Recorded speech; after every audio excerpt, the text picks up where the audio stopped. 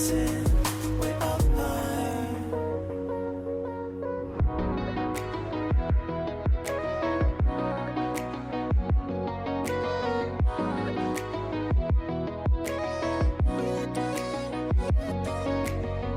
We built these walls so we could find who could prove themselves through the waves of time. We're trying to repent before you sin. It's like giving up before you begin. Stars were dancing in their light, past that we could never run. Oh, they were dancing way up high. Stars were dancing in their light, future we will never run. Dirt on our feet was bone dry, it was bone dry.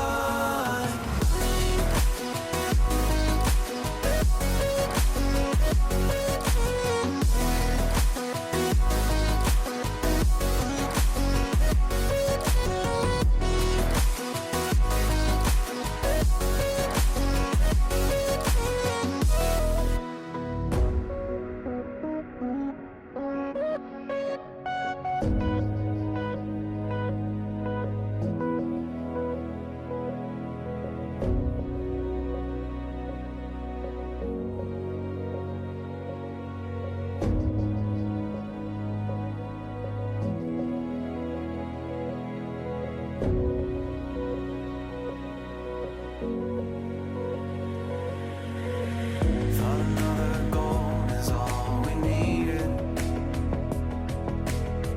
Taking second chances till we bleed. And when all the love had been depleted, we had but no choice to concede.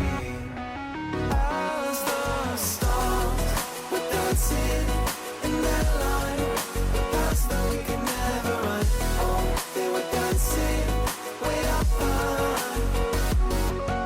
Stars were dancing in their light, future we will never run. Dirt on our feet was bone dry, it was bone dry.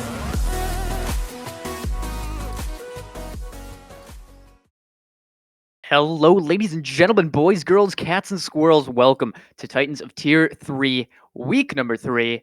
And today we've got ourselves a matchup. We got Fate and Poseidon. This is going to be a good one. I'm XPJ, also known as Ari. I'm here with Inheritus. How you doing? I'm really getting excited for this one. We've got some really cool maps here. We're gonna be hopefully getting a good game out of this one. The maps tonight will be Sunset, Icebox, and for the decider we'll be playing Lotus. Some maps require a lot of coordination, and we're gonna see if the teams can actually be able to bring it out tonight, or if maybe they'll fall short a little bit. We'll see. Yeah, I was just saying before this, we came up on the stream here. I would hate to be playing this as Yeah. Sunset, Icebox, Lotus. I mean, I love Lotus, but Lotus has been changed now. Icebox, same thing. They've got a change now. And Sunset, well, it's still Sunset. And Cypher Yeah. Meta's not going anywhere. No, and I mean, A is just still as hard to hit. You have to deal with all those corners that you have to be able to clear, and it requires a lot of utility to be able to get out. And B is not much better, especially like you said with that Cypher meta. Being able to just some of those trips that I've seen people play are just insane. Makes it really hard ridiculous. to actually get out there. Yeah, so I'm looking forward because we do kind of have a little bit of insight just off the bat in terms of who picked what side first. So the fact that Fate, picks attack side and then, Icebox, Poseidon has attack and attack. It is just like, I feel like everybody wants attack today. I don't know why, Yeah. but it looks like we're going to have ourselves probably an aggressive game by the looks of it. Yeah, and it's gonna definitely be an interesting one. I also hopefully, if we can get to that Lotus, I have been kind of studying that recently, and seeing some of the really cool stuff that people have been just building recently, to kind of just bring out like really interesting strats. I'm hoping to see something interesting on that one. But first, we're gonna have to start off with Sunset. and we're going to see what they're going to go ahead and pick, as we have some fairly normal plays, except for the ISO is an interesting one. I don't see him get played too often, especially on Sunset. Yeah, I mean, we mentioned the Cypher meta, and I only see one Cypher, so Yeah. it's a little worrying for me. We did see the ISO, and now we see the Deadlock, so we could see the Deadlock come out because of the new changes. However, I don't know if it's going to, beat that traditional Cypher, but that's Oh, what there we're it here to is. find out. Yeah, it looks like he went ahead and swapped off that chamber. I was thinking they were going for something maybe a little bit more aggressive with that chamber, being able to TP back to his trip. But it looks like they've swapped off that Faye that you were talking about, bringing out a little bit more information out of the Sova, and playing a little safer with that Cypher pick. He can't decide. Does he? Are they playing that Omen, or are they going to be playing that Viper? It looks like they're going to be going and bring that Omen, and so it's roughly the same the comp, except for the Fades getting swapped out, and the Rays of F8 get swapped out with the Jet. Yeah, so I mean, you're going to see kind of two different approaches from these teams. You're going to see a little bit more of a brawl style from, I would say, Astro Fate, because with the Spade you do have those dogs to contact with. Same with the Breach. Yeah. And maybe on the side of Poseidon, the Jet is going to be a little bit more entry, so you're going to be focusing more on space as opposed to brawling. So we'll see how that ends up. Yeah, and I also really interested to see if they can get some of these trips off. What I think I like to see coming out of that Fade Raze combo is them throwing that that grab and then throwing the grenade right after. And so if they can get some of those cool lineups, it'll be nice. But they're going to be starting on an attack, so they're not going to be able to do that as easily. And it's also going to be a big thing is going to be seeing how this Breach is played. He brings a lot of utility with that stun and the flash. And if he can kind of slow them down to prevent them from being able to rotate too much with that stun, may make it a little bit easier for them to take, but it looks like they're going to start off with a mid push here. Yeah, I am excited to get this one underway, and right off the bat, we're going to see a lot of presence for mid. You got 3 players from I believe that is Poseidon, and just 3 players from Fate, and now here they come. They're going to fight for this mid control, and they're going to get it, and they're going to break door as well. But no blood just yet. Interesting to see how this is going to turn out. A lot of people just holding angles, but nothing too fast just yet. They're about to start that push, though. Market's going out. Dog's going out. They're getting pushed out from there, and they haven't been able to actually take a fight yet, as they're getting slowed down with the stun and the blind coming out. There's nothing pushing out of the sight right now. Mizuki's taking that first fight. Finally, Answer taking the first one before Mizuki takes 2 out before getting traded by Cringy. Cringy, excuse me. Yeah. And that's where the bloodbath is finally coming in. And now we look for this bomb going down. You have all 3 players running into Boba, and they're going to get the tags on Tech, and Tech's going to go down, and now it's just up to Sin. Bomb not planted for him. They have a beautiful crossfire here, and it's just going to be a swing on tap, and there's not much that Sin can do here except maybe stay in the smoke and stick this bomb, but he's about to get walloped, and that's exactly what's going to happen. 1-0 on the board. Fate's going to take this one as Flavor gets the final kill on the round. And a good round coming out from the attackers here. They did a good job of making sure that they were answering for all of the utility that got kind of dumped towards them at market. They couldn't swing off of the utility because they were getting dumped as well. And so they did a good job of keeping themselves alive, being able to get past that utility and be able to push those players out of market so they could take site. B's a really hard one to take control of if you don't get control of market, and they did a really good job of that. Yeah, and like we talked about at the beginning, hold up, we got ourselves a Fade Dog spotting something, so that's going to prompt out a little bit of util from this A site, but other than that, just some space held on B site with the Cypher. Cypher's plural, I guess you could say, as nobody's doing anything there. And here comes the shots. Flavor's able to pick up the first one. The spray is there. Tech's going to be able to get one, and Sin as well. So that's some really, really good damage, but it looks, oh my gosh, he just barely gets out. Answer not able to quite convert that kill now. And now with those smokes not quite up yet, it's going to be a little bit risky going in. But there's the swing out. They're ready for it, though. Cringy's able to pick that one up. Are they aware that this Omen is in elbow, now flanking them? This is going to be a cross that they're going to have to break, and now Random also trying to find some damage of his own. There's the double swing coming out, and bullets are just not going to be found for Poseidon, as Isle's going to be able to pick up one Cringy with the second and that Sheriff. So you know, it started to look a little bit scary for them at the beginning, but they ended up cleaning that one up relatively easily. And a bit of a overextension coming out from that defense at the beginning kind of cost them a lot of lives right there, especially on that A main take.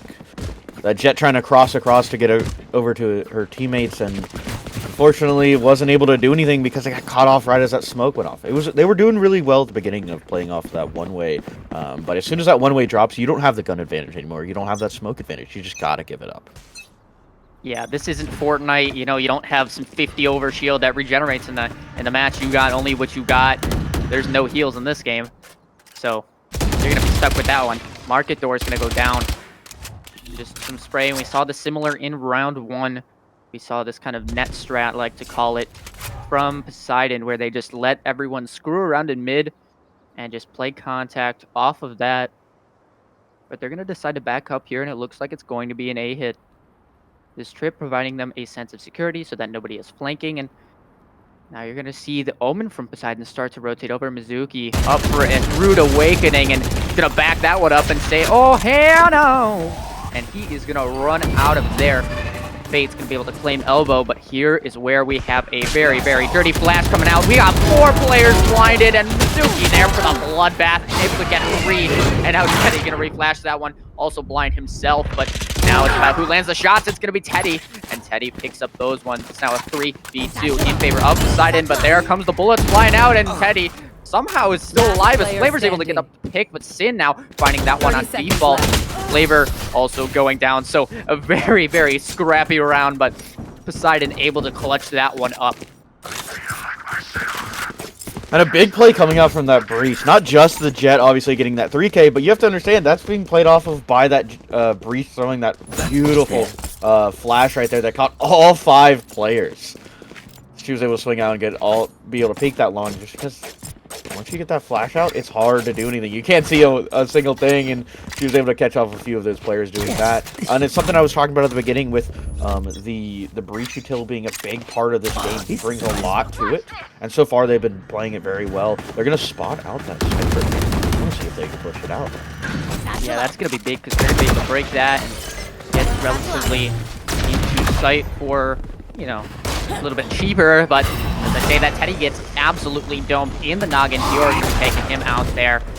And now, this is a fight that maybe shouldn't be forced just quite yet, but Plant is going to go down. Mizuki able to get one, though, random as well. Cringy able to get one back, but able to get a second, but now full blinded, and it's going to go down, and Flood comes in. Defenders are looking strong on that one, and Poseidon takes another round and puts that on the board in their favor. Absolutely, I'm loving the plays coming out of this utility coming out from Poseidon.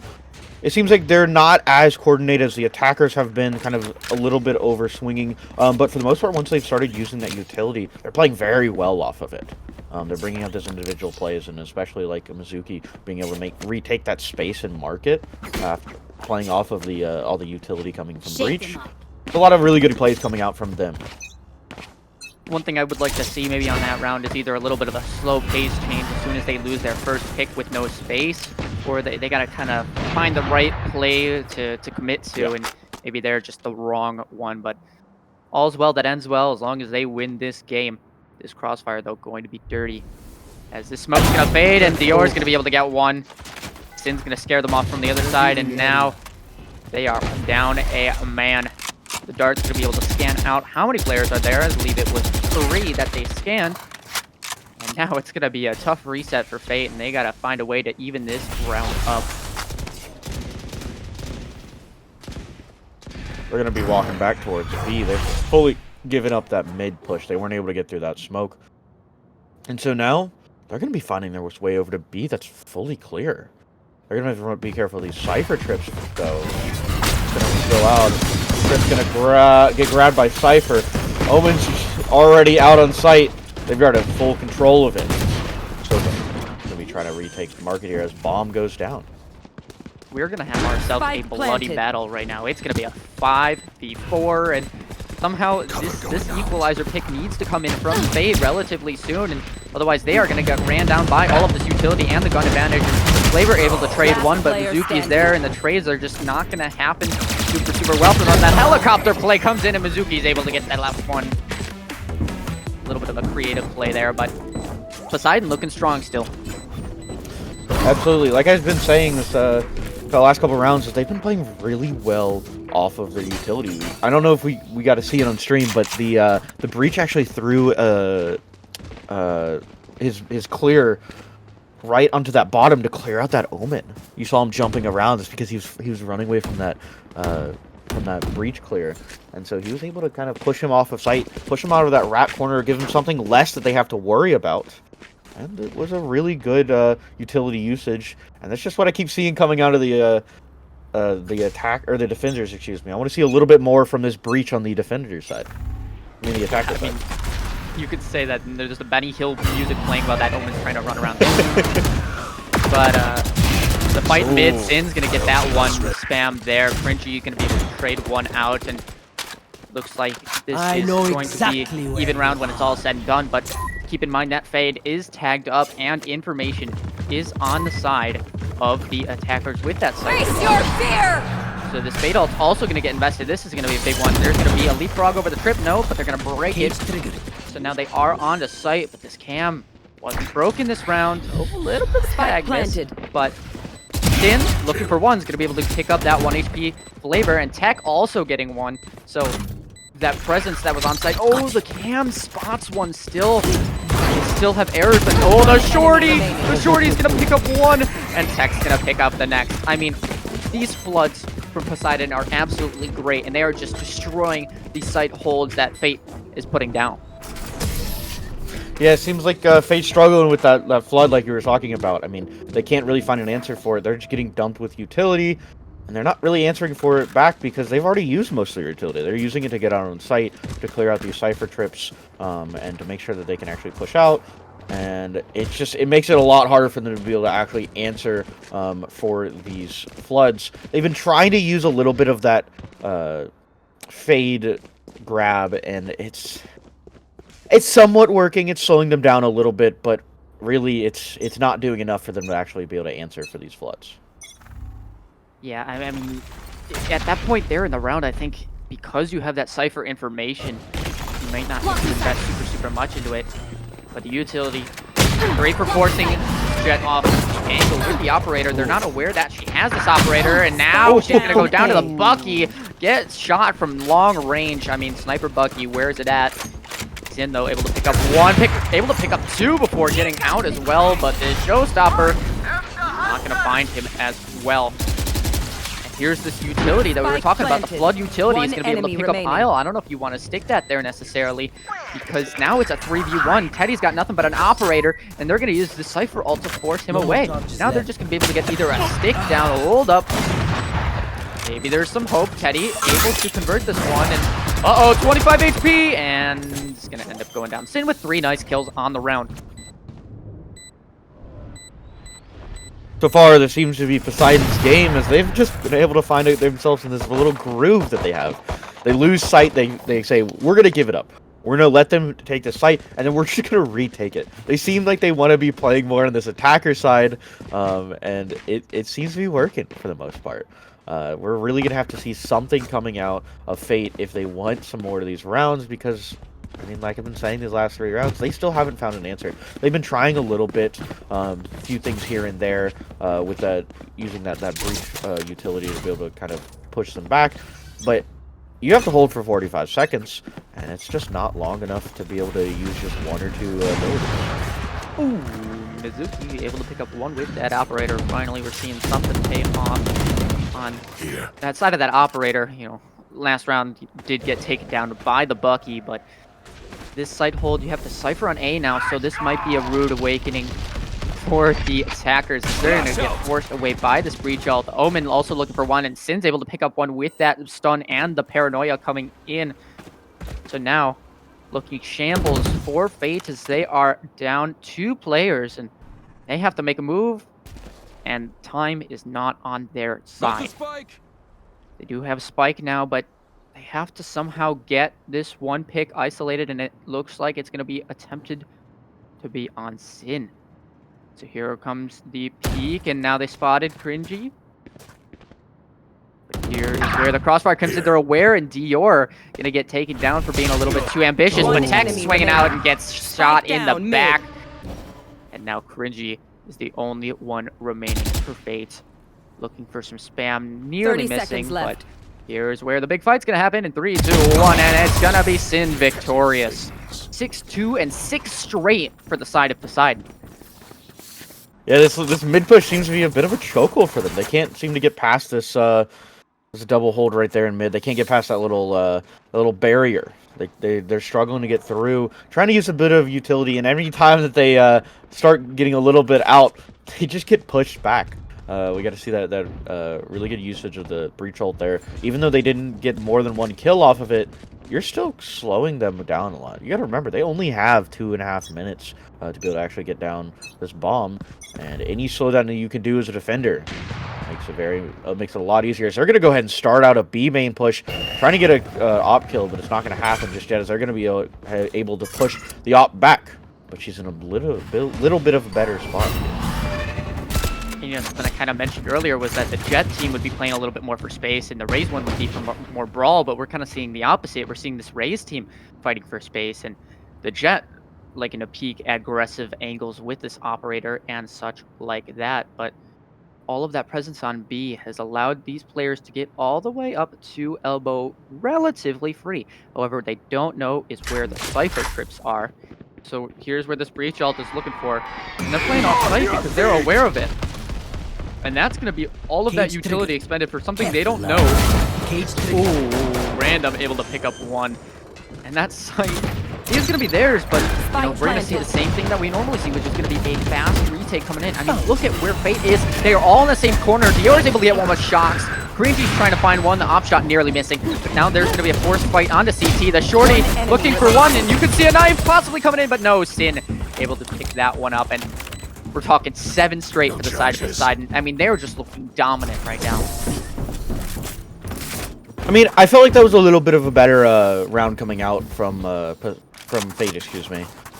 They definitely felt like they were trying to answer for it at the very least, but they got stuck again. They couldn't get through Alley. If they had been able to actually clear out those players in Alley, it would have made it a lot easier for them to be able to push out, because they had 3 players go out there. Obviously, the bomb's on the other side, but at that point, you can send one around through CT and go back to the other side of A, and you can leave the other 2 to fight. Just make it a little bit easier for you to be a retake, but they got pinched. They couldn't finish it out. That just seems to be kind of what the problem is with Fate right now, is they can't follow through with their holds.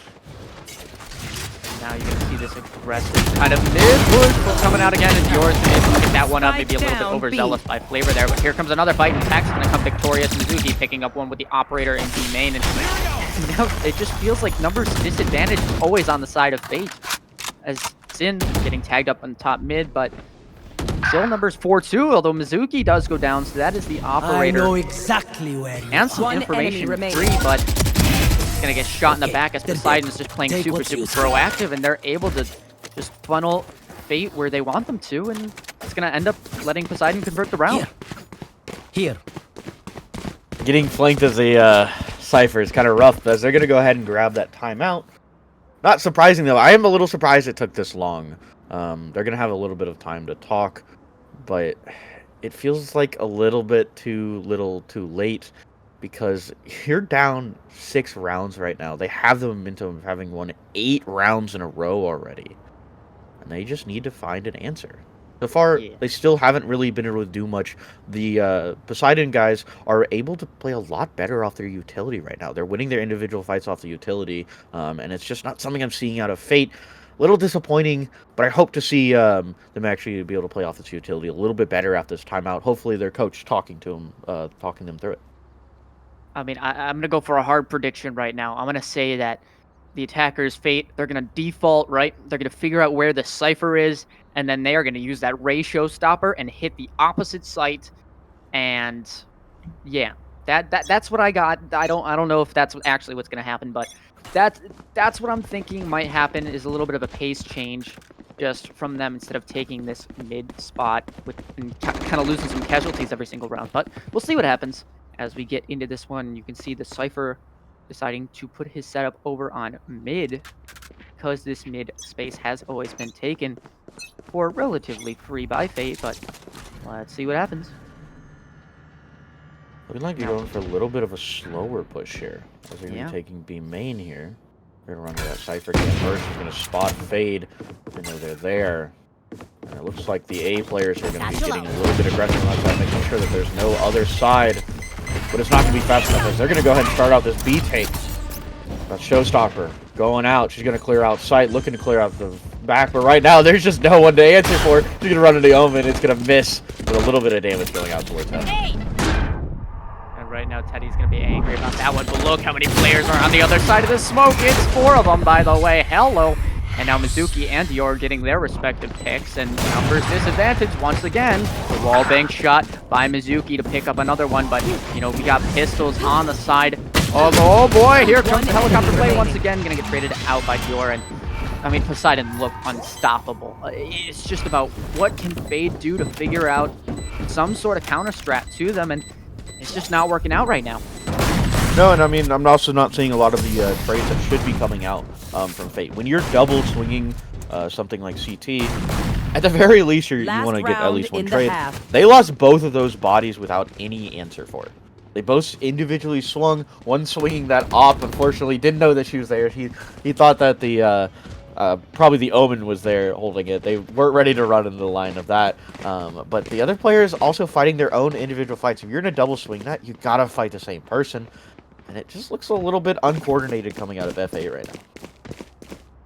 Yeah, I mean, it's just, what do they do? Poseidon looking super, super strong right now, and just look at that, you know, the space that Jet makes right off the bat. I mean, they have the entirety of B main, and you can already know that this team is going to be going A no matter how fast this push is, because you have that information on B.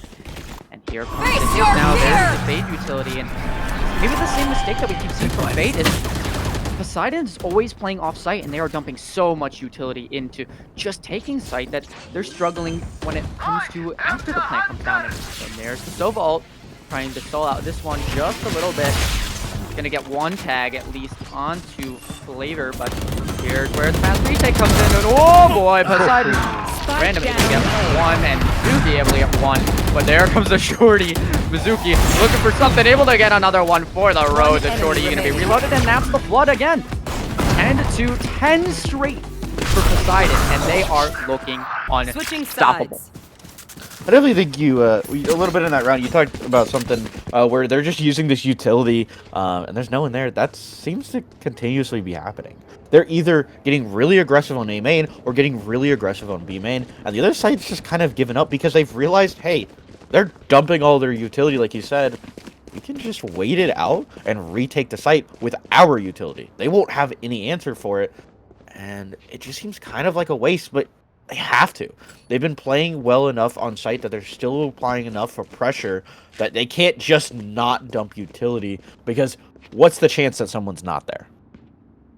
Right. I mean, the question is now, are these post-plant retakes, you know, from the side of Poseidon going to convert 1-to-1 on the attacking side? Will we see that kind of same sort of aggression, that dominant kind of base taking, that with all of this utility that maybe Fate isn't able to withstand? And there's a few things done there. Here comes the flash, expecting it, and does spot the one, but they aren't aware of how many players are on the side. There is a trade, but Sin's able to pick up some more, and that's going to be A-site theirs, and ooh, Isle gets caught lacking a little bit, and it's just down to, I believe, Cringy.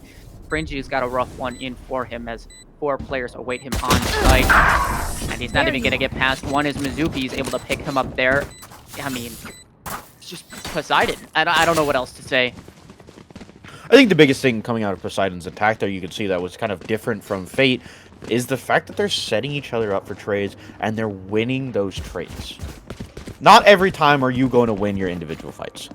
Poseidon seems to be a little bit better on doing that, but they're also doing a lot better in setting up for those trades. Making sure that they are in the right place, that, hey, I'm playing ante. If you get hit with any sort of utility, I'm ready to re-swing off of your death. And that's what's happening from Poseidon that we really didn't see coming out from Fate that last round. And all of that space is made on today, so they are aware that there are going to be no kind of hit on that. But the shot clock's there to at least clear one trip, and here comes the shots, and Mizuki going to go down first. I'm sorry, that's the life of a duelist. You're going to go in, and then you're going to die. But now, it looks like Spike is relatively there. Sin able to pick up one, and Flavor actually getting the extra one for the road, and this is what best we've seen from Fate, and they're actually going to pick this one up. Flavor getting 3 on the round, and they're finally going to strike back for what seems like the longest time since it's happened. Yeah, I mean, it kind of felt like what was happening to Fate in that previous half, where they sent a lot of utility on the site, and there was no one really holding it. The only person that was really holding it was that Cypher back site, and you had a player sitting market, but they dumped a lot of utility, and then they were able to, the Fate guys were able to rotate and just reuse that utility that they have to just be able to retake site and kind of clear out that that attack coming out from Poseidon. And here's what I love to see, and it's a default. I mean, something we haven't seen really from either of these teams is, you know, going for these lurk plays and trying to feel out where the players are and maybe choosing in the back every now and then. But oh boy, getting tagged up is random, so that one's not going to be super ideal. But at least some information gained by this camera. Try and spot out these players in the Cypher cage. Going to be blocking off the push, and there's an Omen spotted as well as a Cypher, so that's going to give them the information that their chances are 3 players on A. But again, the call is to move over towards this A site, and you can see this contact. There's the smoke, but is the flash going to come out a little too late? Yes, it is, and there's the picks for Sin. Maybe the crossfire, not the best one you got there. I think your Breach has to be the one taking that contact first. But now it's Mizuki getting on site. A site is free, so a round that should not have been, you know, as easily convertible for Poseidon is looking a little bit more in their favor right now. They do have the gun disadvantage, but Mizuki does have this bulldog. Lance not going to go completely down yet, so Sin's going to have to pick this one back up and miss the TP just a little bit, which is going to allow for these numbers to get evened up 2-2, but getting shot in the back. Isle, and now it's just about random find one pick before going down, but time running low. Flavor's able to get an extra one with this Guardian, 10 seconds and now they're left. just stalling for time. They know they have to get both of these players, and with the classic, it's gonna look rough, and yep, the time gonna run down. Flavor with a nice few shots to get 4 on the round, and 4 on the board to the side of Fade. We're talking a little bit about trades, but I actually really like that Cypher play in the last couple seconds, because let's say by some miracle chance he kills that Fade there and swings in time, there's a chance you die there. You have 5 seconds. All you gotta do is just wait out time. And he said, hey, Fade, I'm leaving you. I trust that you can take this fight. And he did. It was a really good shot, a really good call coming out from Isle there, or whoever made that call. And I really like to see that coming out from Fade.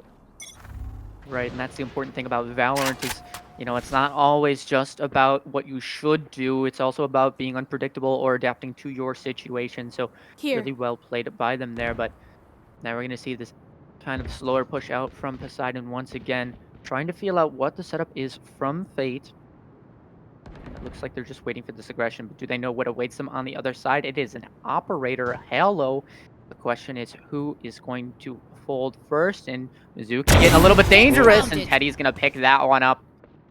Not going to be super great for you if you are Poseidon, but that maybe could start swinging this momentum in favor of Fate, and maybe they're going to be feeling it a little bit more. The smoke is going to be a one-way, but it is crouchable under, so this line's going to be stopping Cringy from being able to hold this, and here comes the Fade ultimate, but here's his Breach kind of on the lurk, you could say, and Cringy is able to get one off of the Cypher trip. This bomb is going to go down, but it's just going to be up to Tack. Tack's not going to be able to get anything as Cringy finds a nice 3K on the round, and now you all of a sudden you got Fate looking dominant.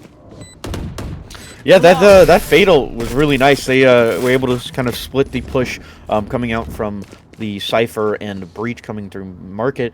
It's a lot easier when you have 2 players to be able to take that. And when you just kind of are able to split them like that, it makes it a lot easier for them to be able to actually do anything. And it kind of shows a little bit better coming out from Fate right now. It is really late. Obviously, we are in round 17 now, and so kind of seeing this coming out from them now is nice. Don't get me wrong, but I definitely would have liked to see that coming out from the attack side of Fate. But they do have a little bit better control in their utility right now. Yeah, I mean, you can definitely see those changes starting to come in. I mean, Yeah. maybe it was just something that was happening in the break, but they were able to get some coordination going, and maybe this is just it could be error on the side of Poseidon, it could be strength on the side of Fate, but only time will tell as we figure out who continues to dominate in this half, and let's see if maybe Poseidon can pull this one together.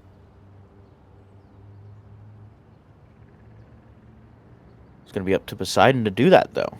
They've been having some really solid attacks, but they seem a little bit too rigid, honestly. They don't kind of deviate from the plan at all. They're not pulling out anything kind of adaptable so far. And also, one thing I want to note right now, we don't have any Cypher trips right down. Fate's been getting aggressive on A main. They know that they've been getting aggressive on A main, and they don't have anything to kind of check that out. It's going to be very dangerous for them, as they potentially could get aggressive here on A main. Fate already looking to throw some utility out and take some of this space. You know what I would like to see is a nice fast hit through market onto B site, and maybe we're going to be seeing that here. The split's going to come in, relatively speaking. The smoke just kind of scaring away this Omen. That's going to draw over a rotate from the breach. So, dog to clear, re-clear A mains. It's going to give some information back to Poseidon. And Teddy, with this operator, just doesn't know really what to do, but just holding this mid space is going to be important. Question is, will there be some value found? It's going to get dangerous. You can tell Mizuki wants to peek this, but his timing's aligned, and that's definitely going to be heard by Mizuki, I think. So they're going to be aware of where this operator is, and they're maybe going to, yeah, you can see the pivot. There's the ping as well, so they know where this raise is.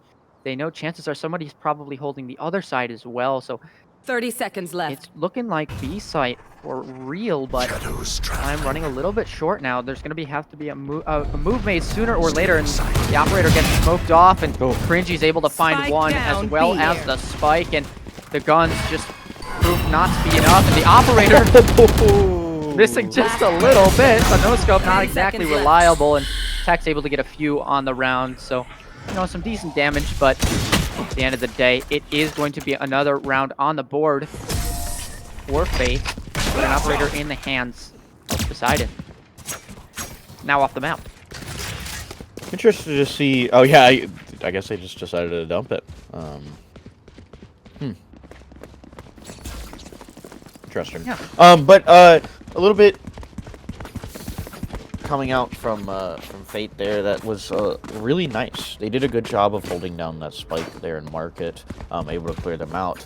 I was kind of interested to see that they put 3 up mid, only to send the bomb through market. I guess they were trying to stuff their way out towards B, but it really didn't work. They weren't able to find their individual fights in market, and right now they're looking to see if they can't dump out towards B main. What I would like to see here is kind of a fake, because all of these rotates are coming over relatively quickly. You do have this kind of same thing that we saw by Fate on the other side is. Uh-oh, there's Cringy. Cringy's looking for some value. Timing there, yes it is. But for one, not enough. Poseidon's able to get all of the numbers advantage, and now it's looking like first half Poseidon. They had their util coordinated. Spike planted. Maybe the flood from Fate was just a little bit too early.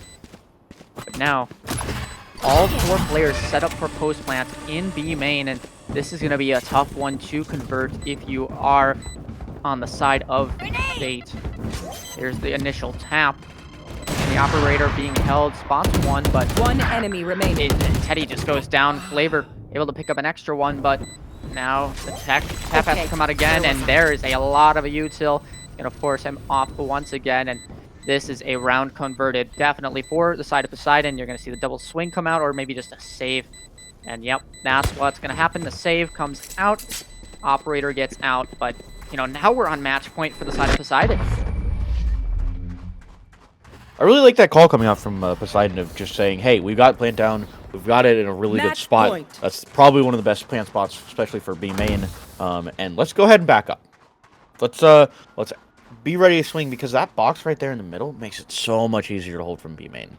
Problem you kind of see coming from maps like Split with B main is that they don't really have anything to split that push or split that hallway. That box makes it so much easier. You can wide swing and take out that player sitting on drop without actually being able to be seen from the stairs, or you can swing right and be seen from there. You can also swing left and see the stairs. It makes it a lot easier, and that call was really well coming out from Poseidon as they look to do it again.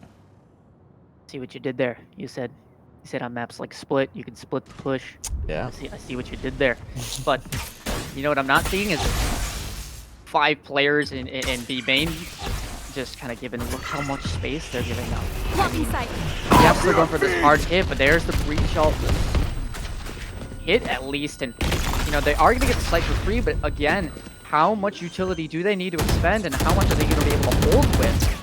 Spike planted. Utility on the flank is going to get broken, so now they are aware of where these players are, but the pinch is coming in a little bit quicker than people expect, and there is just a lot of bodies on site. I mean, when you have 10 agents up, there is a lot of utility, and Mizuki's going to be able to go and get one. Isle getting 2, and it looks like numbers are in favor of FaZe, and they're just going to pick everybody up, and there's just too much util there and too many bodies that there's only so many small places for Poseidon to be.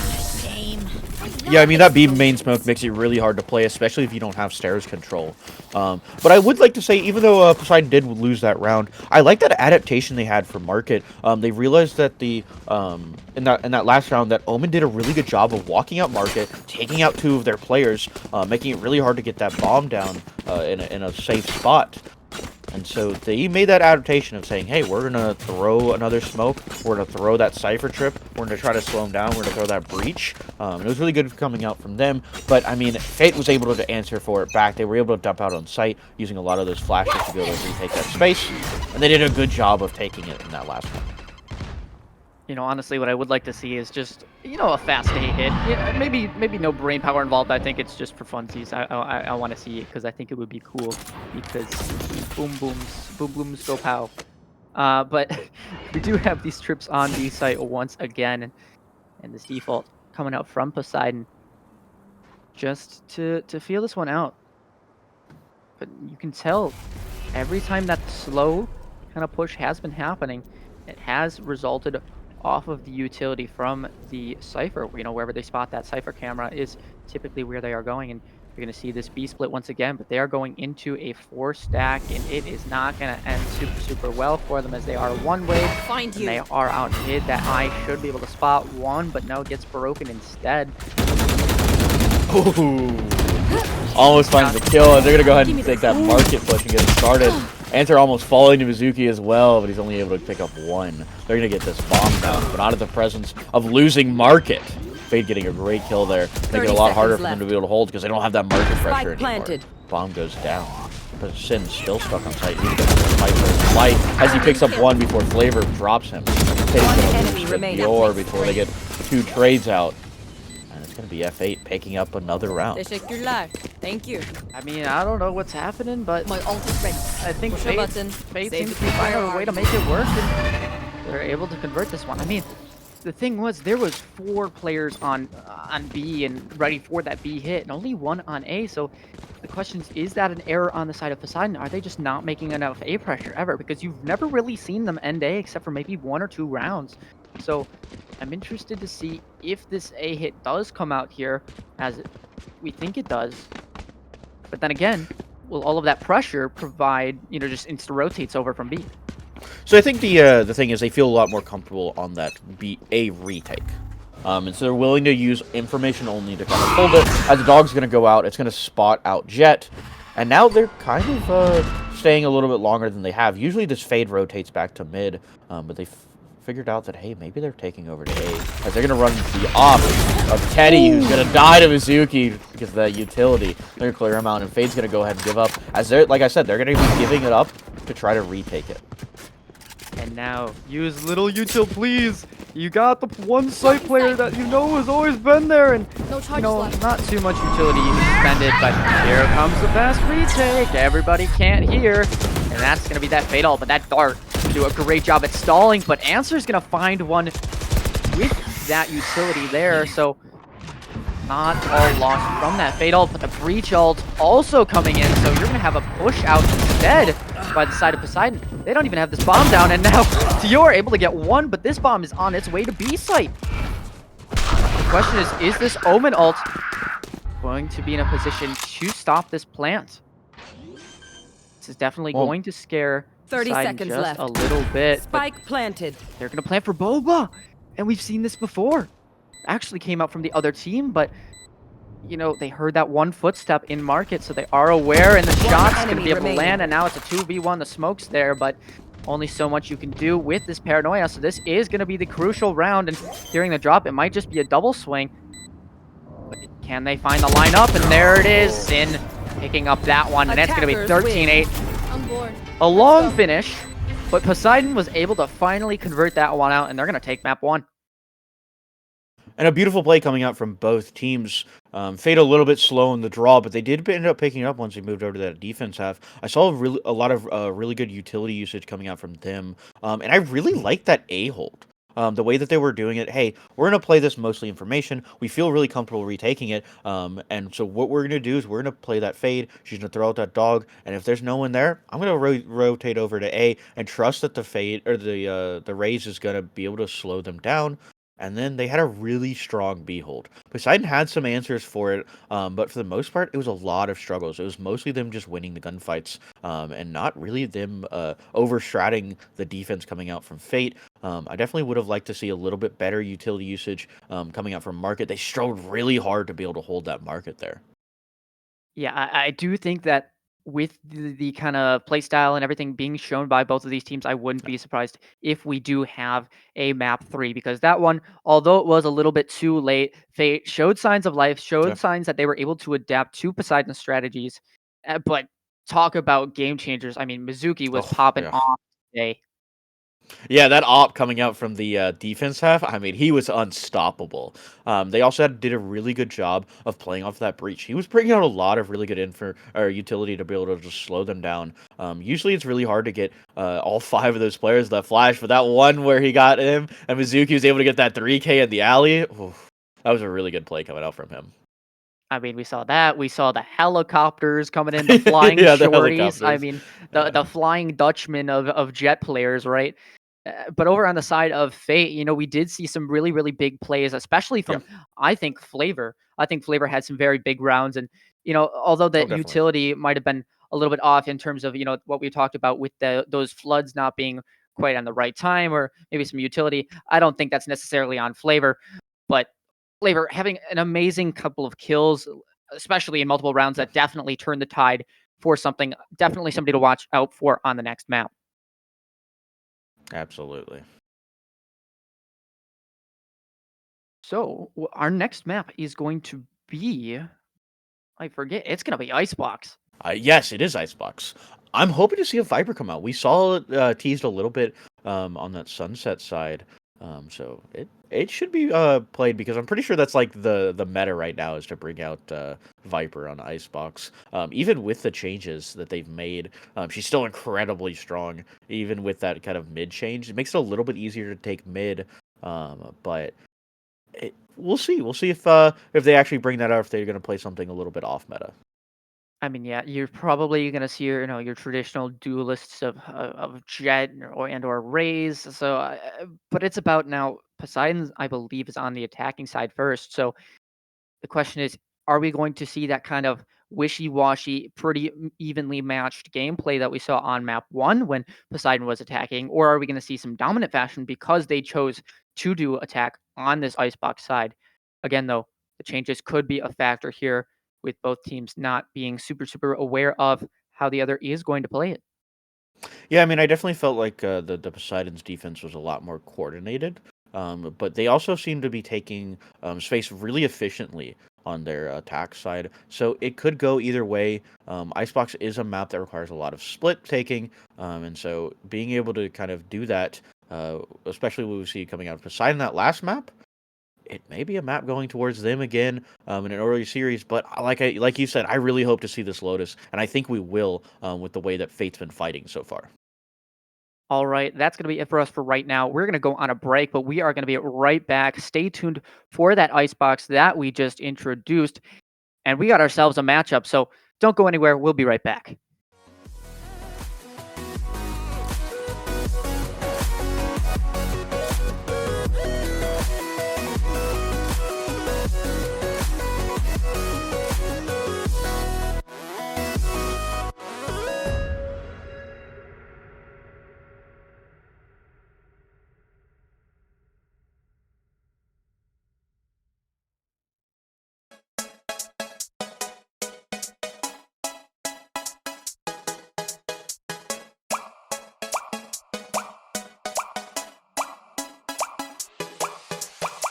All I wanna do is to put my arms around you and watch these moments fall back into place.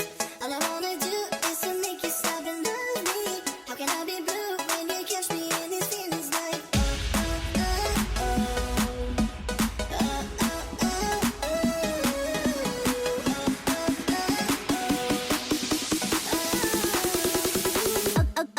okay. I love you, I do need you, I do love. I do need you. I love you, I do need you. Oh, I love you, I do need you. Oh, I love you, I do need you, I do love you, I do need you. I love you, I do need you. Oh, I love you, I do need you.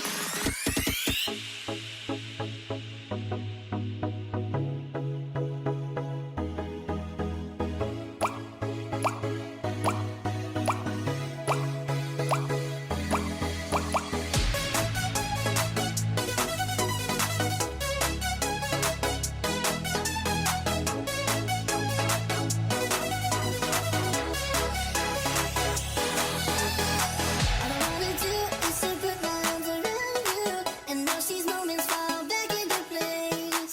All I wanna do is to make you stop and love me. How can I be blue when you catch me in these feelings like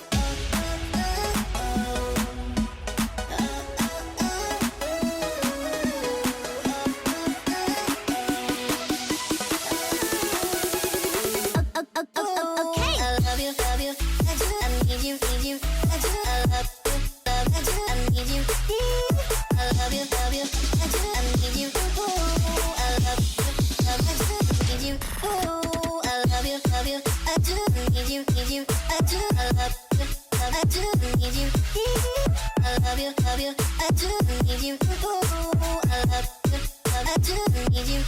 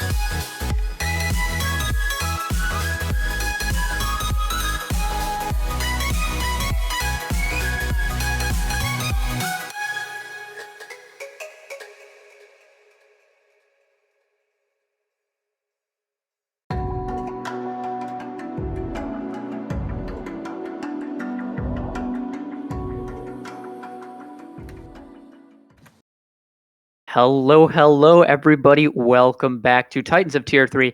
We got week 3 for you, but this is map 2, so not a 3-3-3 just yet. We got map 2 for you, and we are going to be going on to Icebox. We got Fate and we got Poseidon here today. Right now, I believe Poseidon is leading 1-0, and we had, what seemed like a relatively dominant game for Poseidon at the beginning, but, it started to be a little bit wishy-washy. I'm here with Interitus. Give me a little more info on that. Yeah, I mean, they started that half, finishing off 10-2, and then I think they won, 12-9 in that last one, 12-8, 12-9, whatever it was. They kind of gave up a lot of attack or rounds on their attack side because they were struggling to answer for a lot of the utility that was coming out from Fate. Excuse me. They did a really good job of being able to retake. They kind of struggled to hold positions, so what they decided was, hey, we're going to hold Market, we're going to hold Boba, and we're going to give up A for the most part. We're going to be using just that information to kind of somewhat hold it. And Poseidon seemed to be trying to retake or take B every single time, and they really couldn't find any answer for their B hits other than just walking out and shooting them. Yeah, I mean, I would have liked to see maybe a little bit more of an adaptation for that operator on A site, just able to, we saw that one round, the stun was there, and all of a sudden Yeah. site was there. So Yeah. it's just about recognizing those plays that are gonna make you use as little util as possible and get you the site for as easily as possible. But as we head on to Icebox now, we're gonna have a little bit of a different style map, especially with that new change coming in. I mean, that mid area, it's a whole different thing, and Yeah. we got a lot more space to deal with. Also, you don't have to deal with kitchen as heavily because of the way that they kind of change that little area around the box once you walk in towards B. And so it makes it a little bit easier to get, once you get through that area, but it's really hard to get through. I'm pretty sure it's just slightly wider, but also there's that window on the ramp that they're going to have to be careful of. And so with the way that Poseidon and Fate were both kind of struggling with taking mid control, I'm curious to see if they just kind of give it up. Yeah, I mean, especially with the Astro Fate just coming out with the Killjoy. I mean, there's only Yeah. so much space that you can conserve. Of course, Killjoy being a very very nice Sentinel, very meta right now, good utility. But there's only so much you can watch because of that range. I mean, you might be able to watch mid with a turret or something, but it's gonna come down to that double smokes with the Harbor Viper as we see there, and I'm interested to see how they kind of isolate the space that they want to take on the side of Poseidon. I mean, we see that Sage that used to be meta a long time ago, back when Icebox was in there, and that double Sentinel comp instead of the double controller. Yeah, I mean, it'll definitely be interesting. I saw them hovering a little bit of that double duelist. I would have really been able to, really like to see that come from Poseidon, especially with the way that they were playing. They were playing really aggressive. And so it could have worked, but like you said, they're going to be playing a little bit more safe with that double Sentinel, potentially trying to use tech as more of a slowdown than to actually hold the site, while you're going to have the Killjoy actually being able to hold B side. We'll see what they end up doing, and I'd like to also see what they use this Viper wall for. That's going to be a big part of it. Viper's a really big part of Icebox, and they also have double controllers. They have that Harbor as well, to be able to hold A side. It looks like they're just going to be basically splitting it up, letting Viper control B and Harbor control A. Yeah, I mean, the big question mark, I think personally for me was, the Killjoy utility. How are you going to utilize it on this map? And it looks like both teams have the same idea right now, and it's to use that Killjoy turret to just hold mid. And just like you said, you called it. I mean, they might just be giving up that mid space and calling it a day. So we're going to see where this first initial push comes out. And right now it's 3 players creeping up towards B. With this Viper wall, though, it gives a lot of space to those attackers. And yeah, I mean, it's just preventing kind of that side hit, but that yellow container is given up completely free. Something we do like to see, though, is the lurk, and there's the first contact now, so it's about the contact rush, and Mizuki able to get some tags on, but not quite able to get the kill confirmation just yet. Maybe a little bit of a misplay on the wall, looking for something and didn't quite get it yet, but random just barely missing the timing on Isle. And now this turret should be going down momentarily, and yes, it does. Isle gonna try and go for a reposition, but meanwhile, there is still a Jet on the A site. So that dart's gonna find out Teddy, and Teddy is going to get ran down, but Teddy's gonna put up a fight at least for the time being. And ooh, Mizuki with a nice shot to pick up 30 Teddy seconds there. left. Cringy though, finding one as well. So the plants kind of in a little bit of a weird spot as Dior setting up for something, I think, and I think it might be a Viper Molly lineup or something of that sort. But Mizuki gonna able to get one, and Random gonna convert that one as well. So, you know, it looked like Poseidon had the game plan, and they stuck together with their plan, and they made it work. Yeah, it was a really nice kind of walk up that line right there by Mizuki to be able to make it so that they didn't really see her whenever they walked around that corner, because they were kind of expecting her to be close, and so she was able to drop down. And like I said, that was a good play coming out of Mizuki. But there wasn't anything wrong with Fate's game plan there. I really like this Viper wall right there. It kind of creates a lot of no man's space, and maybe if the Harbor hadn't swapped or hadn't rotated off so fast, they may have been able to hold A a little bit better, as they're just going to get really aggressive here on A main. Oh, that's going to be a bloodbath. Random able to pick up two. Mizuki with one of his own. And I mean, the stack just turns into a bloodbath. I mean, Flavor trying to do something here, I guess. But the question is it a gun that's going down? Or is it going to be Flavor's life? We will find out next on Dragon Ball Z. Oh, wait, this is Valorant. Nope, it's Flavor going down first. And yeah, I mean, the stack, what are you going to do? Gun disadvantage. It's a gamble, and sometimes it doesn't work out. No, definitely. And it looks like it did not work out for them, unfortunately. But they're going to have full rifles here. So it's going to make it a little bit easier for them to hold. I really like to see that A push. That was a good pressure coming out from the Fate guys.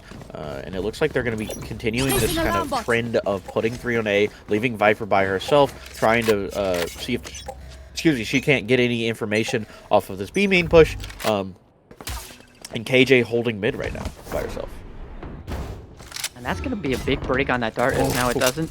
Ooh, wait, you noticed it before I did. Answer was able to pick up a one there in mid, so that's that mid pressure going down, but hello, Teddy's there to get some fires down, and the trade's there, though. Sin is able to get a few more than he probably should have, and now it's 2v1, but Sin in a decent enough position to try and convert this one. Going to decide to back out here and maybe going for the fake rotate instead, trying to throw these defenders off. But the defender's not biting quite just yet. Screen down. That toxic screen still on his favor on A, so he's going to be some sort of clearance, able to find one, but the question is Sin aware of the second one? That is the question. Gun swap heard, so there's the shots, and Flavor's going to be able to pick that one up. Sin had a chance there, and it was close, but Flavor barely clutches out the round for Fates, and they do put one on the board. They did end up getting that round. They lost a lot for it. They lost 4 guns, and now Poseidon's going to be able to have a full set of rifles, and we're going to be looking at some half buys coming out from the guys of Poseidon. As they're all going to be having to buy these sheriffs and seeing if they can't hold on to the gun of Flavor. I do like the adaptation of bringing to mid. They realize the only person holding mid is this KJ right now, and they're just going to be letting this attack take over onto A, as they're just going to be preventing KJ from being able to walk up, but they're going to have to be very careful of this Sage. It looks like they're trying to end over on B, as they're going to go ahead and rotate over and see if they can't run into this gun of Viper. And if they can take her out, this B attack is free. Oh, that tag is big. As that Sova gets tagged, it's going to keep everybody still over there. And this is going to allow for supreme number advantage to be on B site. I mean, we're talking a 4v1 and Spam almost there to pick up Flavor. Flavor kind of missing the one molly, but that plant is going to go down. And this is just superior positioning, as well as a Viper ultimate on top of this. And Random playing the timing, waiting for it, and able to find one, able to find two, playing that perfectly, looking for the correct timing. And now it's just about cleaning this one up. Now Sin looking for something in this Viper's pit, but it's going to be cringy finding one with the Sheriff. Bing bong. Hello. And now Mizuki. The timing is crazy. Flavor's able to get one, but yeah, Sin, Dior. I mean, the post plant there is just too strong with that Viper's pit. They're going to put themselves up another round, and a round that they probably should have converted as soon as that plant hit the floor. But it's going to cost them some rifles. Able to pick out or leave with 2 there. They're going to have to rebuy everything if they want to be able to fight these guns. And also, one thing we've seen right now, Teddy with that op. Been pretty dangerous so far with the op. And so he's going to be able to hold A site. As it looks like they're going to be doubling up on B now. Teddy getting aggressive on A main, looking to see if he can't take one before he backs out. But they're not giving him any steps, as Dior's going to find one under Cringy. And they're going to back up and see if they can't go back over towards A. Or go over towards B, excuse me. I don't know if you saw that adaptation right there, but they saw that Teddy was just one alt orb away, and he claimed the alt orb last round. So what they did was they set up a combo to try and deal some damage with that snake bite and that shock dart. Hello. Tex able to get that one there. But that was a really nice adaptation, trying to deny that orb. Just unfortunate that, you know, there was already an operator on the side of Teddy. Now this B hit coming in. Gonna be finding something. Mizuki not quite yet spotting it, but there's that Viper wall up just a tad late. No damage just quite yet. And now Mizuki looking for something. Mizuki's gonna go down for it. And this dog's gonna have to get some information, otherwise Answer might be screwed over in this corner. But look at this lurk coming in eventually. It's just about buying time. It's just about buying time. And all 3 players are spotted on site. So now it's just about getting these picks. And it's looking dangerous, but bomb is planted for them. And Random's lurk finally comes in. There's where the pick is, and there's the second one. And can I get a third? No, it's going to be Dior. But yeah, I mean, the lurk that we were looking for in this first map, it comes in on the second map, and it's looking strong. I gotta say, I'm not a big fan of that Viper getting aggressive. I know I've been talking about, I like the way that Fate gets aggressive on A main, but you're solo over there. You don't have anyone to take that trade. You don't have anyone to hold that space, be able to back up and slow them down just a little bit. And the biggest part is you are the player that is going to be able to hold that no man's land that I was talking about, where you can see the kind of little triangle that's created by the intersection of their 2 smoke lines that they've set up. And it makes it a lot easier to hold once you have that, but you get aggressive and kind of gave that up. And it looks like it's actually going to be Poseidon getting aggressive here now, as they're going to start to take over onto A with a Killjoy ult going down. Admiring the view, I guess you could say, a little bit. What is it? Shapes and colors. Shapes and colors. But it's going to be, looks like a 5v5 brawl here at the end of the day, and ooh, I like this wall play. Ooh, finds the dink through the wall. Does get tagged up, but Teddy's going to find the first blood on this round. Picks up Mizuki. Teddy able to find a second one. Hey, Teddy, can I get a 3? Looking for it, but this Harbor ult going to do a great job of forcing everyone off. And 3 ultimates invested from side of Fate. They really want to win this round, so there has to be some sort of conversion here. And Teddy's going to find the third one. Dior maybe getting caught a little bit off guard, and there's only so much that can happen in a big round from Teddy's. Teddy finds 4 on the round with the knives. Big thrifty, but a lot of ultimates invested. So, you know, kind of a win-win for both teams if you think about it. They think they're the best. Yeah, they use a lot of ultimates on that one, but I really like that Harbor ultimate. I don't know if you saw, what he did was he threw that wall to block the whole line coming down from the opposite side of A. And they threw that ult out. So they basically essentially split A into, hey, here's the site, and here's where the post plant is. And let's fight the site first, so that then we know, hey, all we have to do is worry about fighting that post plant. We don't have to worry about holding against the post plant while we're taking it. And it was a really good utility usage, even though, like you said, it cost him a lot of ultimates. As Teddy's getting aggressive here on the mid presence. They're trying to walk up, see if they can push him out. But it looks like they're not going to be able to do that.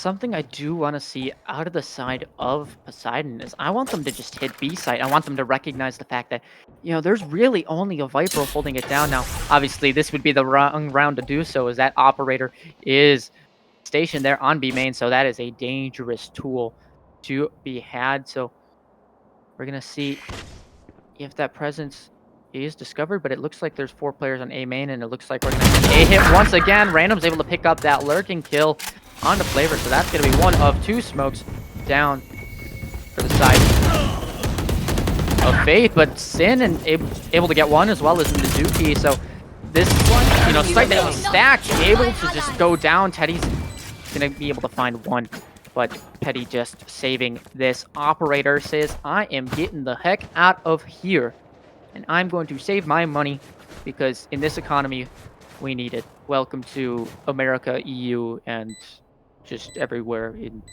the world. Real, you gotta get out of Dodge. But it's gonna be another round going towards Poseidon. Already up 5-2. Looking a lot like the last game right now. A little bit of deja vu coming out towards me. I don't know if you feel that too. And some of the issues we kind of saw in that last one, but kind of swapped. A has been the big push here. What they're doing is they're playing one person over on B, trying to get some bit of information. But you have to understand, you're playing Viper like that. It's very hard to get information on Viper. You have to do it purely off of dry peeking or grabbing information off of sound. You don't have those dogs. You don't have that the circle. I don't know what it's called. The circle to be able to throw and find information off of. And so it's going to be causing her to take a lot more risk. And what we saw in one of the rounds where she was almost all the way up into their spawn and died because they were just lurking. And a little bit of an adaptation. Ooh, Teddy swapping this operator over to the A site is going to find some value. Yeah. That's going to be a big pick to start off the round. Your jump spot does spot out this harbor. I don't know if they spotted out the sky just quite yet. I mean, you can tell these players want to take this fight, and here comes the 4-man rush. There's the Viper wall. I mean, we've got ourselves a brawl, and there's the sky dinked. And hello, Mizuki looking for one, and Answer's just going to fall, maybe get caught off guard a little bit too much. The question is Isle going to be able to find any sort of value? Mizuki. Last player standing. We got bloodbaths everywhere. It's just going to be trade after trade after trade, and now dashing after one Teddy. Going to give Mizuki a little bit of a kiss on the forehead. Planted. But looks like the plant is going to go down after all. I'm just narrowly missing the shot. Not aware of where these 2 players are. Trying to clear out yellow, but just waiting for tap, and remaining. Teddy's able to get one. So now it's just on to Random. Random's able to get those picks. So Teddy with a nice few shots, but it's just Random. I think Random is the game changer right now, and is that key cornerstone to converting these rounds. And a very risky play coming out from Poseidon as well. You got to be very careful on those post plants. Your point there, Tech, is to be able to just wait and play off of the swing of the KJ. If you're going to show yourself first, it makes it very hard for KJ to be able to do anything, and you're forcing those ones. You got to be very careful of doing that, and almost costing around a little bit of aggression that I've been liking coming out from Poseidon. Sometimes is something that is causing them bottom. And instead of an operator this time, it's just going to be the Marshal. Here. Not even an outlaw. So, there's only so much damage that you can do here with this Marshal. And again, we see the 3 to 4 players on A, and double Marshal setup. You know what that means. This is going to be time for everyone to get ran down, and Mizuki got that one in the cards, and Mizuki just taking all of the space that he wants because a Marshal is not going to stop him from running forward. Taking all of the space, including the entirety of A site, and now it's going to be a tough flood on the side of Fate if they choose to do so. And Tech finding an absolutely dirty shot. Mizuki finding one, finding 2, but gets bonked in the noggin by Answer. He does get traded out at the end of the day. So a relatively flawless round for Poseidon. They played that one pretty well, and that's what happens when you got 2 Marshals only holding a site.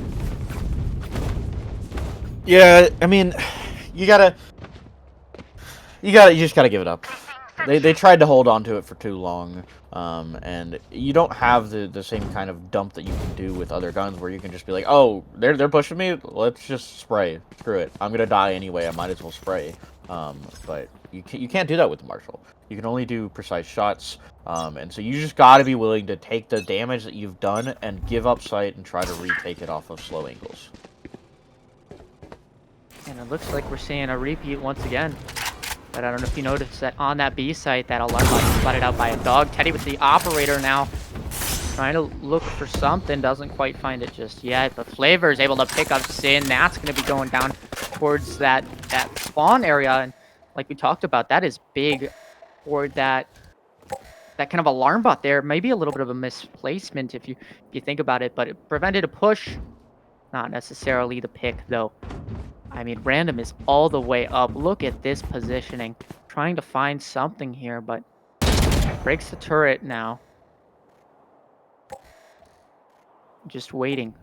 Waiting to find who's going to make the first mistake, and it looks like it's just going to be a hit onto A. I mean, they recognize nobody's on site, so they are going for it. They are going to get this plant down, and they're going to have this wall for protection. Spike planted. And so the play appears to be to flood with ultimates once again. And that Seeker is going to find out Random, but Random's going to get the pick onto Flavor before that happens.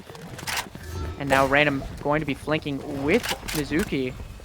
And they're going to have to find a way to get the players off of this bomb first. They're going to have to break this cove. It's going to have to be fast. Otherwise, this bomb is going to get hacked. And it doesn't look like there's going to be any sort of resistance. And that stick is coming out as 2 players are detained. Mizuki able to get 1, but does get traded. Teddy able to get an extra 1 with the operator. But, I mean, the ultimates, they were used. And that seems like the only kind of way that Fate are winning these rounds is with the ultimates. Yeah, I mean, we're just not seeing the same kind of utility coming out from Fate. But I mean, obviously they've dropped that breach. It's not something you really play on Icebox. You can. It is a viable pick. But for the most part, the Sky makes a lot more sense here. Being able to bring out that dog to be able to walk up B main. But it's Fate kind of struggling with it. They don't have anything to really force a slowdown. They don't have that Omen blind that they can use anymore. For the most part, the only thing they really have is that Sky flash and that Harbor wall to somewhat slow them down, but it's just not the same thing. They're very much struggling to be able to retake these sites, especially A. It's very hard from a defender's point of view to be able to, or from the defender's spawn, excuse me, to be able to actually retake it because you're kind of funneled through these small areas. And so, for the most part, they really just haven't been able to do much. The question is, what changes are going to be made with this timeout occurring? You know, will we see maybe a little bit of a counter strat, or will we just kind of see more of the same? I mean, obviously, you do want to use those timeouts to utilize them the best of your ability, but you're going to see 3 players coming out on V main, and a whole lot of mid pressure from the side of Poseidon. They are going to be able to get this cross going down, so you know that turret's not going to be spotting Random once again. But Teddy with this operator, looking a little bit dangerous. Spots him and decides to get out of there. That operator is scary, and I would not want to peek that if I was tech either. I see an operator, I'm going to say, nope, no thank you. And so I'm assuming that B pinch is going to start to come in now. Ooh, the head. Not just quite found yet, but Random's able to pick up Isle. Teddy now finding the pick with the operator, and Answer finding Dior. So, you know, the pinch, maybe not the best call necessarily, but Sin able to get up into spawn. Random's able to pick up an extra 1, and Sin's going to be able to pick up Cringy, and that, I feel like, is going to be the determinant on the round. That's going to be insight clear, and Tech's able to get 1 for the road. Thank God, otherwise that is bombed down. So now just left up to Teddy and the operator once again. Can we see any heroics? But, I mean, look at this positioning from the Viper. I mean, talk 30 about seconds left. flanking the flanker. Sin just knows where... I mean, does he see it? He definitely hears, but now, yeah. It's a game of cat and mouse at the end of the day. Teddy only can look so many places at once, and that's another round on the board for Poseidon. 8-3, and they got a crap ton of ultimates. I just say I'm loving to see this mid pressure coming out from the KJ every round. She's doing a good job of not overextending, but for the most part, still applying just enough phantom pressure there with her presence that she's preventing them from being able to walk straight up mid and retake spawn. And a really good adaptation. Wait, real quick. Adaptation I like seeing coming from this B main push is putting 3 players out there, walking it up, and seeing if they can't find a gun. But it's not going to be able to do big because they've already gotten 5 out on an A main, and it's going to be up to the 2 players sitting on site to be able to slow this down. They can't do much with this KJ ult going out. Lockdown's going to push them off site. Random's able to find 2, Mizuki an extra 1 for the boat. I mean, that is a lot of mollies. And Random able to get a 3rd one, finding all 3 on the flank, and Mizuki picking up an extra. I mean, I'm gonna keep saying it. Random is absolutely popping off. I mean, trades, we talked about it the first round. They should have been there, and Random was able to deny all of them and pick up every single kill. Yeah, I mean, Fate is just kind of struggling right now. They're going to be able to swap over to the attack. Hopefully they feel a little bit more comfortable on here. But I really didn't like a lot that I saw from Fate in this last one. I thought they had finally woken up after that last game. But it just kind of looks like they're playing really slow. They're giving up a lot of space over to the attackers. And they're really not doing much to answer for any aggression coming out from the side of Poseidon. Personally, it feels like this Viper Wall is a very, very big piece of utility, especially on a round like the pistol round. And you know, getting no information on that dart, yeah, I would exactly think that that is an insta-rotate, especially with how much pressure is being there, and Mizuki able to pick up a big one. Sage Wall doing a nice job of stalling, but Cringy is able to pick up that 1 kill there, and Flavor able to get an extra 1. Now some spam coming out into the Cove. Dior trying to get some shock darts into the plant. Gonna tag up Fate a little bit, but now it becomes a little bit of a problem, the Cove, because that's gonna allow for the bomb to get tapped. And those pistols are going to be deadly when the flood comes in at close range quarters. Poseidon able to get an extra round on the board, pistol round. I mean, you're looking at it 11-3 possibly. Big stack coming out from Fate that kind of honestly cost them that round a little bit. It wasn't just the individual fights being lost. They didn't have anyone holding that side pressure coming from Yellow. They were all 3 staring at that Sage Wall that come out. And I get that the bomb's right there. But that doesn't mean you can't just give up space. You still have to be able to hold Yellow. You still have to apply multiple pressures. Maybe pushing someone up on top of that box. So at the very least you can high-low off of them. But it just didn't happen. They're going to throw out that Viper Wall to make it seem like they may be going towards B, but they're going to be slow walking towards A. Giving up a lot of sound, though, because they're moving. The Sage may have heard that she's going to be looking to wall it here, and she's going to wall herself up. Slow down the attack coming out from F8. Really, really interesting. Oh, Wait, the toes. what? The toes. Toxins going up. I mean, this spots the gun barrel, but you're not aware of how many players are there. Tech just trying to spam some damage through, but this is a contact rush if I've ever seen one. Mizuki's trying to get one, but Tech goes down in the meantime, and this Outlaw is going to be dangerous as it is a one-shot to the body, but there's only so much you can do as now 2 guns are in the hands of Fate. Getting dinked up. Random's going to be able to pick up Teddy, so that's 1 gun down for the time being, but now has to swing through this wall. Let's see if they can find the lineup and the timing. Not quite there is now Poseidon in a 2v1 Mizuki with nothing but an Outlaw. 2 bullets, 2 enemies remaining. He's going to choose to swap it up to the Bulldog. Decides to tap the bomb, but get off. Let's see if the transfer is there. No, it's not. Isle going to pick up that final 1, and that's a well-played round from the side of Fate. I like what they did there, and maybe the execution just from Poseidon maybe a little bit off guard. I mean, you saw, you know, Dior get caught red-handed. Yeah, I mean, they did a really good job of not losing any bodies to that walk-up. That Sage Wall could have been very deadly there if she had been able to find anyone, any of their little toes there. But it looks like no piggies are going in the market as they're able to get through and just kind of clear out the site and just play really well in those off angles. And now we got ourselves kind of a wild card swing round. You know, it's just about who can convert this one. I mean, this is an angle by Jet. That is a strange one for real. And Mizuki in a position to catch somebody off guard. Now looking for this ramp player. Is that Valley gonna be down? Not quite yet. No bullets, and there's the spot, and there's the pick finally. It gets an extra one for the road. That's gonna be 2v1, and now you got both of these players on flank against the Vandal. So something I believe that was a very, very cheap buy for Poseidon turns into, you know, a numbers advantage. Can they manage to pick up this round and convert this and put the rounds into their favor? And Flavor able to pick up a nice shot. And now, just all down to Sin. Can Sin find this kill? The timing's not there. Flavor's able to get the clutch. Wow. They tried to set up that trade, but unfortunately he was able to find just a little bit of the body of Random as he jumps down.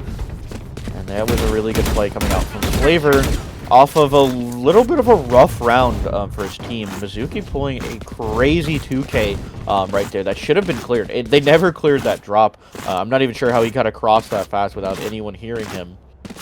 But I mean, that's something you just gotta clear. You gotta clear with either utility or just swinging it. And if you're losing bodies like that, it makes it a lot harder, and you're gonna be forced to play these hero plays coming out from like Favor.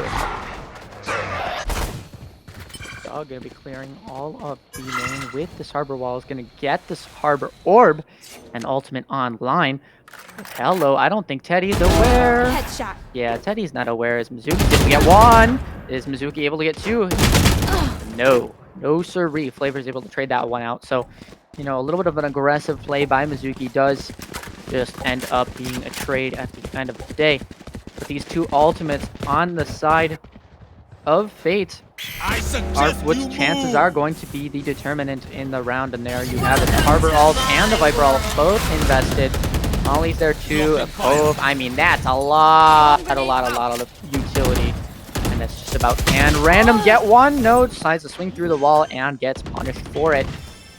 Tech now looking for something. It actually gets domed instead. Cringy's picking up that one. And Sin's gonna be able to find Cringy. So no trade there, but you know, a 3v2, especially with this Viper ult, I mean, it is gonna look rough. There is not much you can do. You just have to isolate your ones. Dior tries to, but goes down for it. And now it's just all down to Sin once again. Couple shots just narrowly missing. But it looks like the call is going to be to save there. What can you do? Not much you can do there. I'm not gonna lie, I'm not a big fan of that Viper ult there. I understand the point of it, is to be able to allow you to get that plant down and get back to being main for free. But you're using an ult that costs 9 points to be able to do that, and it's not the greatest call on my part. In my opinion. I definitely feel like the walls can do that just about the same. You could still use those coves. It's a rough one, but it's something you kind of have to do when you lose your entry like that so fast. It's really rough when you're letting Mizuki kind of control the entire A top side, letting him get really aggressive there, as they're going to get aggressive again, this time on mid. I kind of want to see, you know, the Poseidon confidence to increase. I mean, they are getting a little bit scared based off of some utility, and yes, some of it is reasonable, but I feel like they should just be, you know, taking these fights. They've been working so far for them already, and we're going to see one, but Random does go down. Maybe the utility not enough to secure that kill, and that's going to be the B site isolated for them.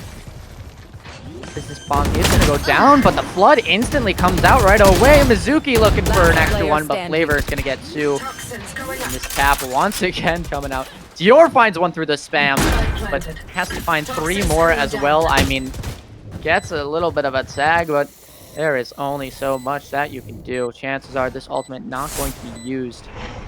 So it's just about to be converting this pick, and positioning is known. Coordination not quite there for the double swing, but this lurk again coming out, as Isle will be securing this round for them regardless of what happens on the bomb. But it's going to be Flavor that picks up that kill. So it's a 10-7, and again, we saw that wishy-washy second half from the first map, and we're seeing it kind of again from the side of Poseidon.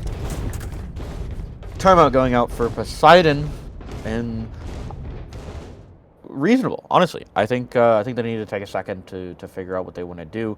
I've really liked the aggression coming out from Mizuki so far on Poseidon's side, but they really are struggling to hold space. They're giving Fate a lot of early picks that they can't be doing. It's really hard, especially on B, when you're just kind of trying to retake it against two controllers. You have a wall almost constantly up. You just got to start fighting for B main. They've been doing it a few times here and there, where they've been trying to push 3 up B main to take that space, but then they're making A really weak, and they don't have the slowdown to really be able to do this. Yeah, I mean, if you are Poseidon, I think you just kind of have to go for... I don't even know. I mean, I for a split second forgot they were on defender side again. I was like, why don't they just keep doing what they were doing on attack side? But it's a little bit different now. They're on the defense side, so that kind of changes how they It play the does game, change huh? just a little bit. Yeah, unfortunately. And now they are on a gun disadvantage as well. So this is going to be one more round that's going to be tough to convert. I mean, try and get as many guns as you can down here. But best of luck to you. And once again, we see a changed setup. Now Fate trying to take this A site, or at least as much space as they can. But this Killjoy utility designated to holding down mid. And you have both walls kind of being used by the attackers, isolating that mid presence. I've got your But trail. instead, it's going to be an 8-hit coming in. There is this Viper wall there, though, so there is some form of stall, but again, only sheriffs, and this bomb should be able to go down, relatively speaking. And now we got ourselves a 5v5, which, you know, again, isn't ideal if you are down in guns, and you can see all of these players know that, and they're going to back the freak up. They are going to head all the way back where they have that superior gun advantage. And this Sova ultimate isn't going to be able to do that. Although they are lined up beautifully. I mean, just imagine how satisfying that Sova ultimate would be if it pops right now and it hits all 5 of those players. I mean, there's potential for it to happen. But no, it's going to be all 5 flooding at the same time. They're going to get shot down, and they are going to get mowed down as Teddy finding one, and Brandon's the only one able to get any value, and just able to get 2 for falling. I mean, yeah. They did what they came to do, and that was deal damage on that round. They got pistols, and that's all you can really do. I really like the play coming out from F8 of just falling off of site there. Most of the time, I'd say, hey, why are you giving up site? You have a half-decent plant, but you have to understand, they're playing anti-eco right now. They cannot take these close fights that you got to see Random being able to pick up 2 because of him.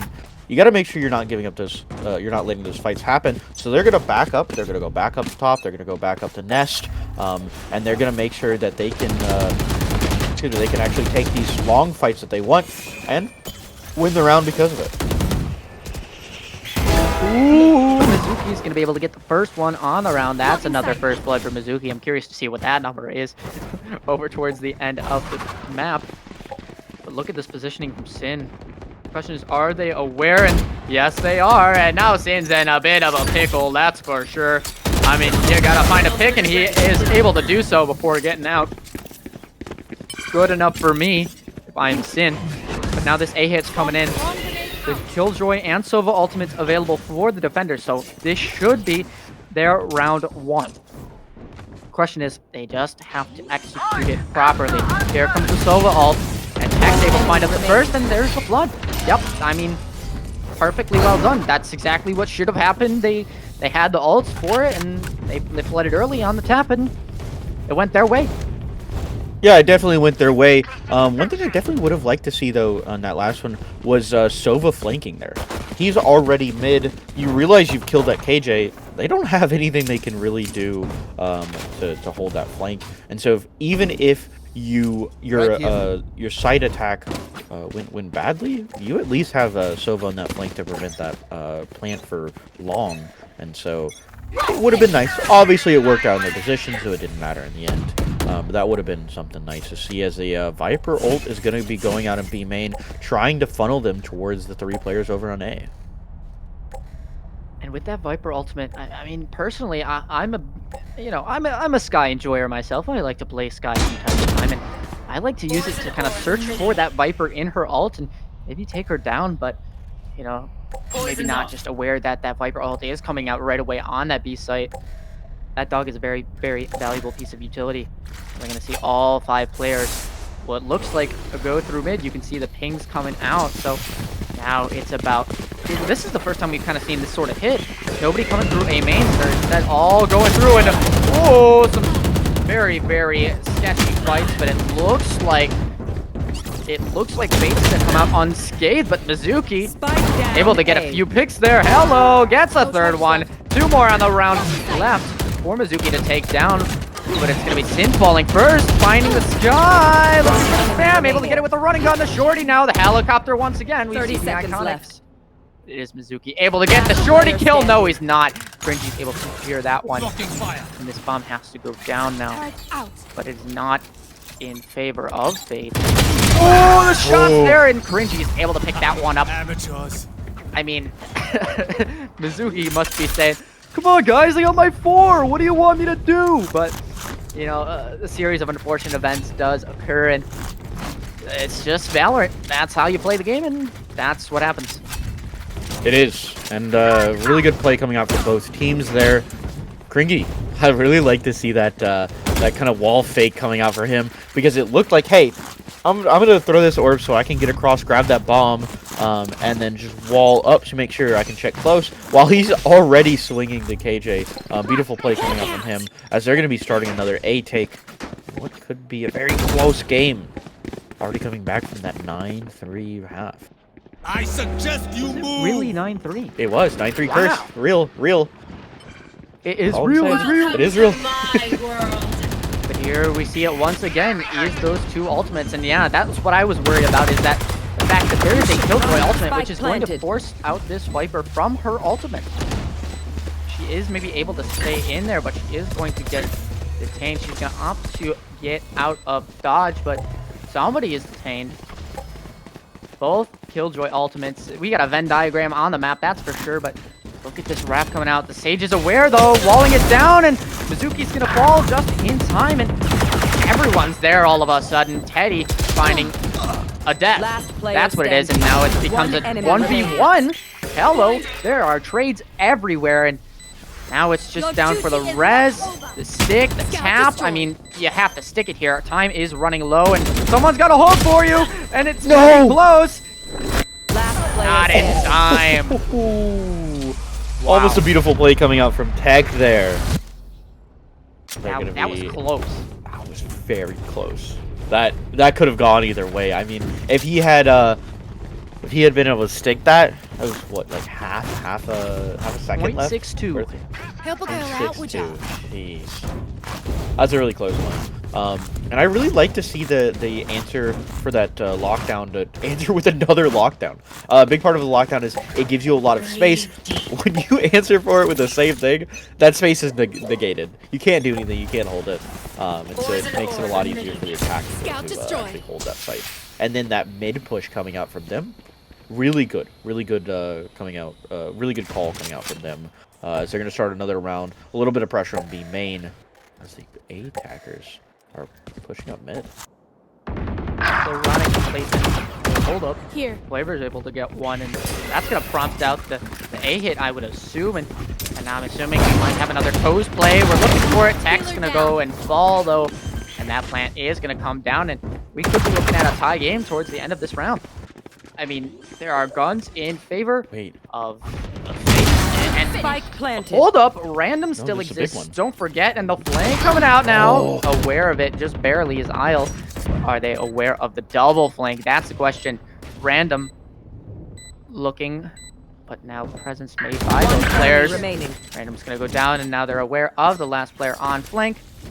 Sin trying to find a little bit of value with this Sheriff, but probably going to fall here to the hands of Flavor indeed. And we got ourselves a tie game for, I believe, the first time this map. It is. It is the first time this map. We were... Yeah, no, I was to say, I think the closest it came to was like 9-7. Or 9-6, whatever it was. But yeah, they're up 11-11 now, in a game that could go either way. Fate pulling a lot out that I really like to see. I like the fact that they realized, hey, we don't have any flank watch right now. We've basically all in on site, so let's hold site. Let's hold really close, and that's what they did. They were able to do it. They were able to answer for both the flank and the retake from CT spawn, as they're going to be going ahead and dogging up B main, looking for that jet. I don't think they actually saw Mizuki, though. And again, I'm going to talk about this dog every single round on B. You know, as much as you get that initial util and that space, you kind of lose it almost instantly. Sin, though, trying to take a little bit too much space on A, and is going to get punished for that. And we're going to see this A hit, but once again, it looks like there comes the wall, and it's up to Tech now to get one, and Tech and Dio are both getting theirs. So now the Skyseeker is invested, but numbered in favor of Poseidon. Hold up, that's a right turn. A little bit of a turn from that Seeker there. Took a little bit of Tokyo drift. But answer, hello! Surprising everyone. Random's able to pick that up and equalize it. The shorty, the helicopter not there. And now it's just up to Random. If anyone can do it, though, I believe it's Random. I mean, it's going to be close. Can he find the timing? Spots both, though. That's really, really crucial utility. And breaks the second Molly as well. But now the high-low trying to be set up here. Are they aware that he is close? It's going to be close, and that barrel swing and finds it, but not the second one.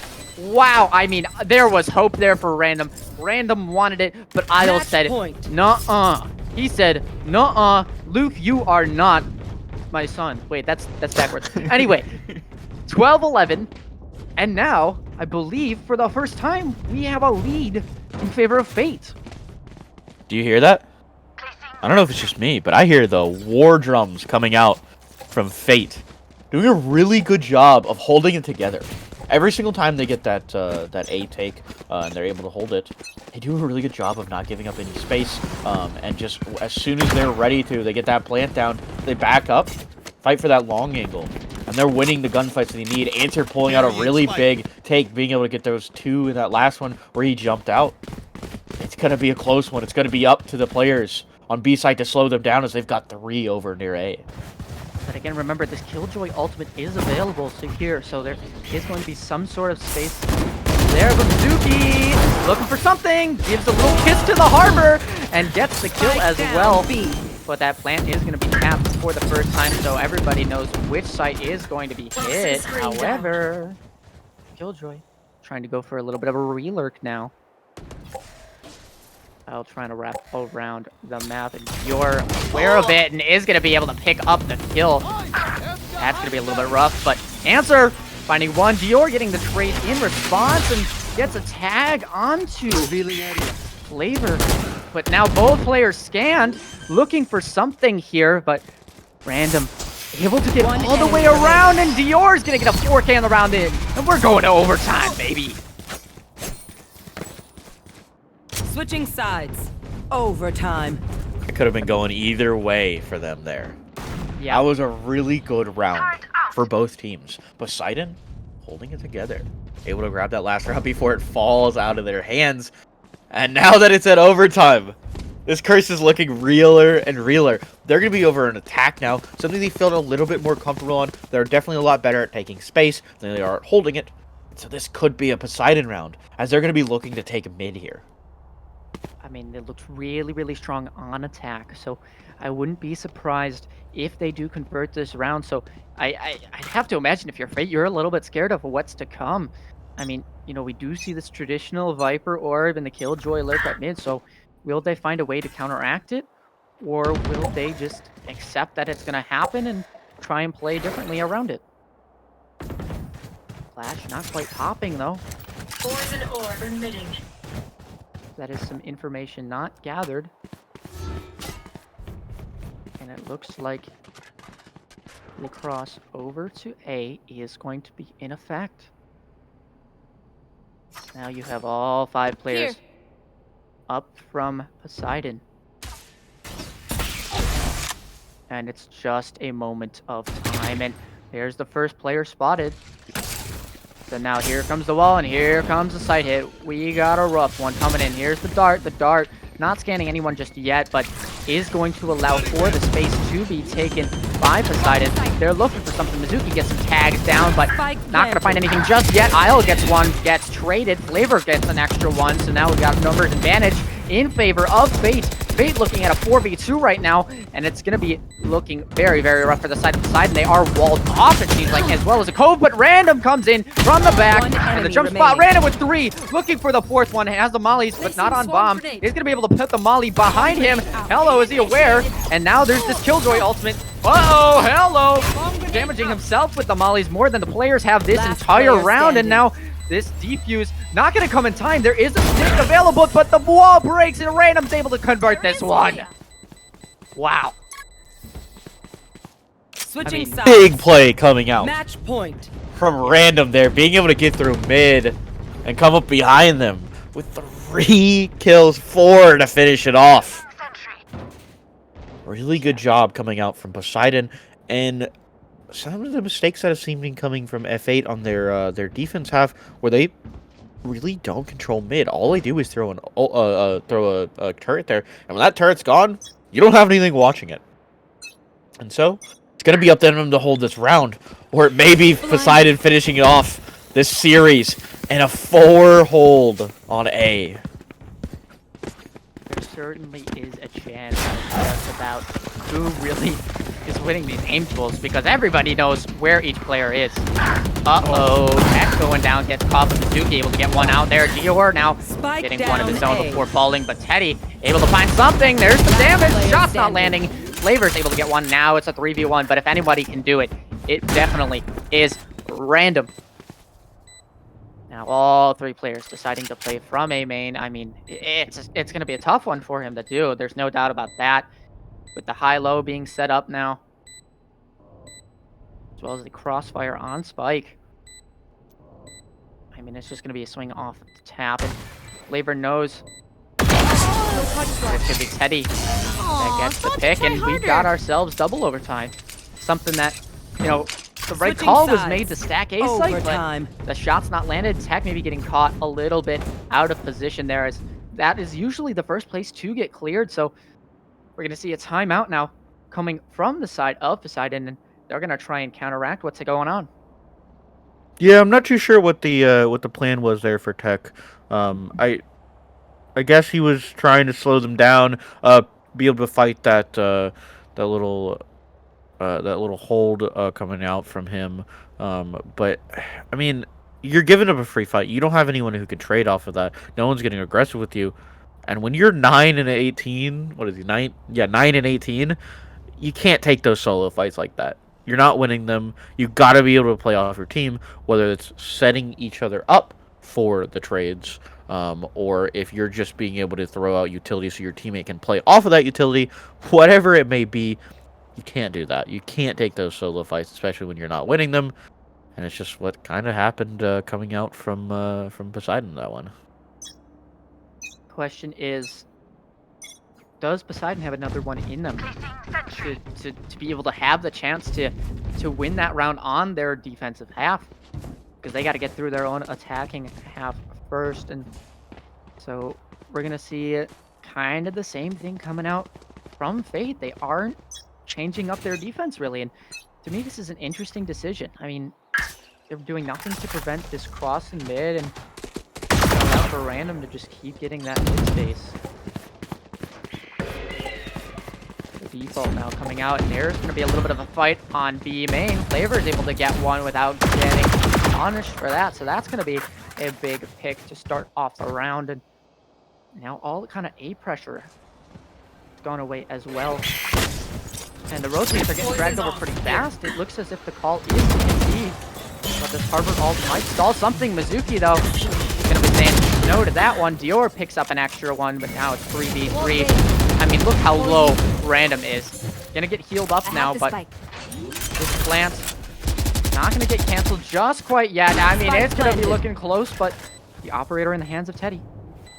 Trying to find something. 3v3, Molly on bomb, and you know this Cove is gonna be invested to try and stall this, and now the Mollies have to get broken. Instead, they're gonna get popped, and the Dart looking for something, but it's gonna be Random that falls first. Now, Cringy picks up that one. 3v2, Isle has to tap again, but spam coming out, nobody on sticking just yet. Waiting for the reload, the shock dart gets tagged, and Cringy is able to get 3 on the round, and Teddy is able to get that last one. So a well-played retake by Teddy and company on Fate, and they're able to take this one up, and we might be seeing ourselves a map 3. Absolutely. I mean, Fate's Switching always been really sides. good at the these Match retakes, and so they did a really good job of isolating angles, using those harbor walls to make it so that they can slowly push out, get closer, take these closer fights, and use that op to hold yellow. Really like to see that, the way that he was holding that lane so that the rest of his team could get up, and then they couldn't get around it. A really good play coming out from the players of F8. And they're in this last one. They're on match point. This could be them as they're going for a default here. Gonna be spotted by that player, Viper. Sin's gonna go ahead and back up, but he's already gotten the information from that. Although remember that this Jet is in a dangerous spot. I mean, we saw last time when Mizuki was in that spot, they were able to pick up 2, but it looks like the hit's going to be this time for the first time in forever. And Teddy is able to pick up that first one, so it looks like we got ourselves a B hit and a B commit. And those rotates are going to be dragged on over. And every single second that ticks, it looks even darker and more grim for Poseidon, but there are by no means this game is over. There is still chances for either team to take this round, and the start's going to be a big one as that spam coming out. Looking for something, is able to pick up Teddy, and that's going to be a big, dangerous foe down. This bomb not even down as well, so that Cove no longer available, and there might have to be a reset. There might be a rotate out here, and we'll see what happens, but this wall back up for Harbor. 30 They're seconds gonna try to left. get this bomb down once again. Spam not quite being found, but Mizuki gets caught out, and that bomb does go down. 4v3 now in favor of Fate. And there has to be something that can be done by Poseidon if they want to win this round. Kylo set up on yellow. Random's able to force some heroics. The wall comes down. Random able to get 2. But Answer is there with a 3K to secure the map. That's going to be a map 3 incoming, folks. We got ourselves a good one. And there it goes. That 3-9 curse is real. We got to see it live as F8 brings it back. Doing a really good job on their defense side. I mean, like I said, in that what 28th round, whatever it was, they are really good on their retakes. They do a really good job of slowly walking out, making sure that they do a very good job of making sure they're checking all their corners and using the util to be able to retake space. Poseidon couldn't find an answer for a lot of them, and especially that really good flank coming out from them on mid. Answer going crazy in that one. He was doing a really good job of kind of keeping Poseidon on their toes, and just a really well played game from both teams. I mean, yeah, I feel like Fate, they had their kind of, the map was in their hands. It felt like on their attacking side, and as long as they could secure those rounds on an A, and I mean, it just took it too late for Poseidon to kind of get their mojo going, and they weren't able to do that. However, I do want to take the donuts out of the oven. I want to get the glazer ready because Poseidon Random had the game of his life. I mean, talk about clutch kills, great flanks, like space control. I mean, you deserve sprinkles for that one because sprinkles are for winners. I just like to say, you talked about it a little bit about how Mizuki and Teddy both had really good opening picks. Random had 5 as well, with both of the Jets picking up 6. He almost single-handedly had those opening picks. He was doing a really good job of kind of locking down that mid angle. And whenever he was dead, that was really the only time they could get through mid. Otherwise, he was doing a really good job of doing that. And he was also really aggressive, being able to play those post plants incredibly well, keeping himself alive, and like you said, having a nuclear game. And yeah, we were curious on how this kind of Harbor Viper comp was going to come out on Icebox and if it was going to work out in their favor, and Did. I think it did. Yeah, I think it did, and the Sova for the Sova pick for Poseidon. I mean, it was definitely the right call, but I would have liked to see maybe a little bit more, maybe a few more Sova ultimates online and just getting value out of Yeah. those, because that is an absolutely beautiful ultimate for this map. There's so many angles that you can hit with just one shot because of the verticality of this map, which you could see used by Teddy and Mizuki over and over to get their first kills. Yeah, I mean, it definitely felt like they were kind of just shutting down his information, preventing him from getting as much as he really should be as playing Sova. And it just felt like he really wasn't getting the util usage that he wanted to get out of it. And it really kind of hurt Poseidon. But I don't know if it was really something that cost him the game. I think it was little minor things here and there, and F8 just going insane. Yeah, I mean, it was a game. I mean, we thought it could be a 2-0 for Poseidon at the beginning, but it looks like it's going to end up going in favor of Fates, and we are going to be going to a map 3, which is going to be Lotus. Yep. Lotus is We were the asking for it. final map. Yeah, I said I wanted to see a map 3. I said I wanted to see Lotus, and I get it. So I had the script. I'm Yeah. calling it. I'm going to even call the map. I'm going to call it 13 to 10. Poseidon takes it on Lotus. That's my call. Honestly, I think I'm gonna take F8 here. I think the way that they've been playing, Lotus is a really good map for them. Being able to just be able to take sites so fast. Lotus is really big. You cannot rotate the same way that Poseidon was able to. I could see it going towards F8 here. All right. Well, we're going to have to check out after this break. We will be right back. So don't go anywhere. But if you do want to go somewhere, at least use the bathroom, get yourself some chips, get a nice snack, and be ready to watch the final map in this best of 3. We got Titans of Tier 3, Week 3, and we'll be right back. Even now, you're coming up to me, fire lighting up the sky. Feel the ground shaking underneath, trying to take me alive.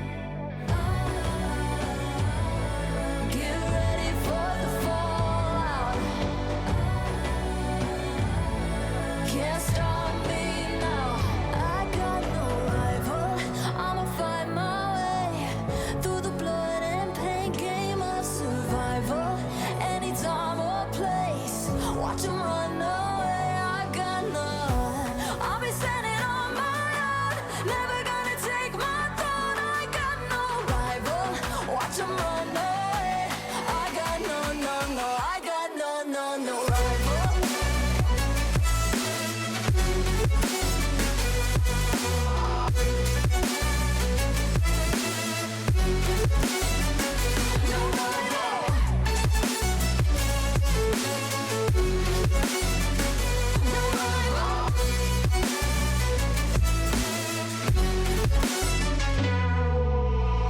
Tell me now, what you gonna do?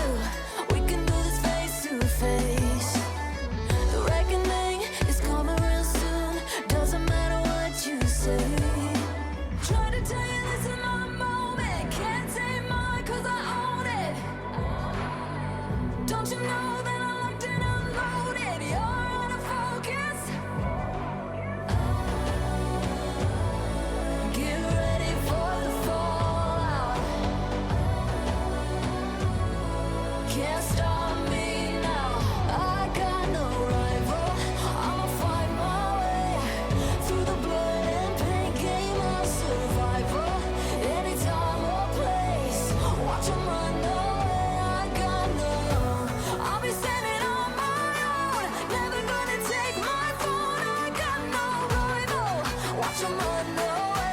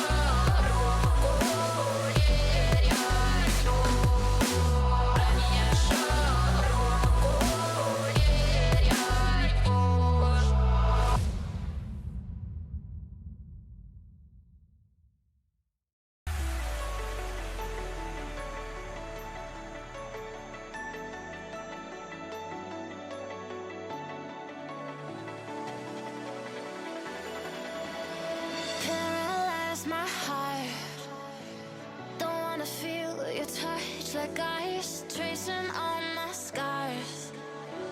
Why is it hurt on the inside? It's unforgivable, but I forgive you every time. Hard to let it go, 'cause we're intertwined. I break you, you break me, but something about it makes us so. Baby, every piece keeps us together in the cold.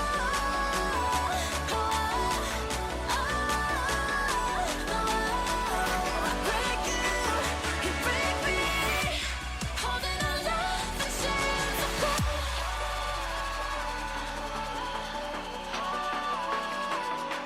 I break you, you break me, holding our love in chains of gold.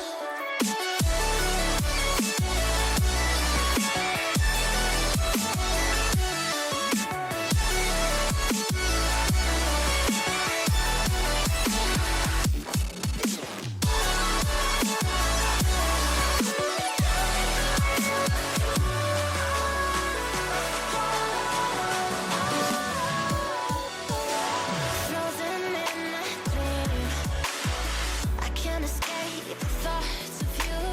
If I try to leave, when I'm with you I can't move.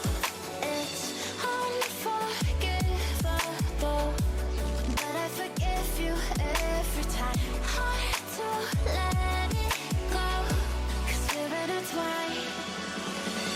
I break you, you break me, but something about it makes us whole. Maybe every piece keeps us together in the cold.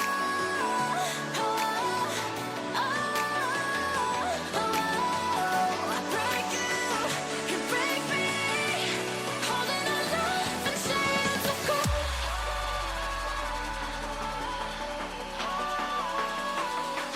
I break you, you break me, holding our love in chains of gold.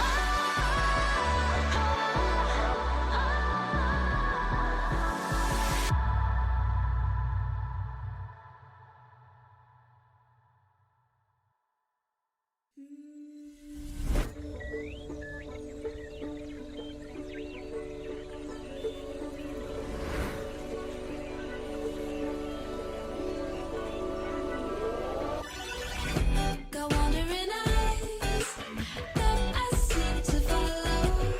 Can only stay still for some time. I've never aligned with the city's pulse, so that makes it easier to leave behind. I just wanna get to know better. You're gonna never count them. Hello, everybody. Welcome back once again. We got map 3 of Titans of Tier 3 of Lotus of week 3 of the matchup today of Fate versus Poseidon, and I'm at about a 3 right now. I don't know. In a best of 3. You forgot the best of 3. In a best of 3. Then we got In a 5. best of 3. Woo! There you go. There it is. And what So, is yeah. going to be a great third map? Should be an interesting one. I think this is definitely going to be playing to both of these teams' strengths here. We've seen F8 with really good retakes, been playing incredibly well. Poseidon with some really good holds. And so a big part of Lotus is slowing down on the at least on the defense is slowing down the attackers as much as you can, making sure you're holding a lot of the space closer to CT because the thing that's different from Lotus that isn't the same in other maps is you can get a lot closer to CT. CT is a much bigger area, and so you can take a lot more pressure, whether that's pushing up towards a lobby, or if that's taking the hill out on C. And so, I think this is going to be a really good map. It's going to be a close one at the very least. Yeah, don't forget. Oh, don't forget my prediction. I said it earlier. I don't. 13-10. I'm calling it. Poseidon's taking this one, and you said that. I think Astro it's F8. Fate? I think it's going to be F8. Okay, but what's the score now? You got to pick a score.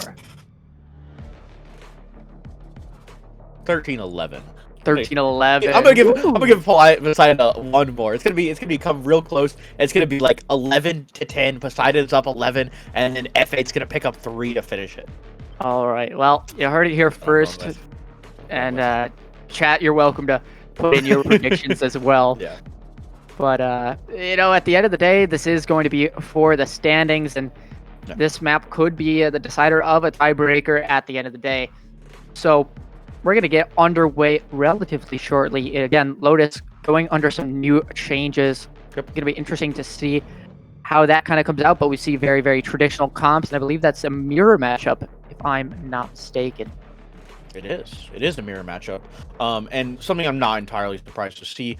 I do find it interesting that they are bringing the KJ now, with her nerf coming out. I've seen Cypher played a lot more. I think he gets a lot more utility out, but it seems like they're going to be sticking up with that KJ.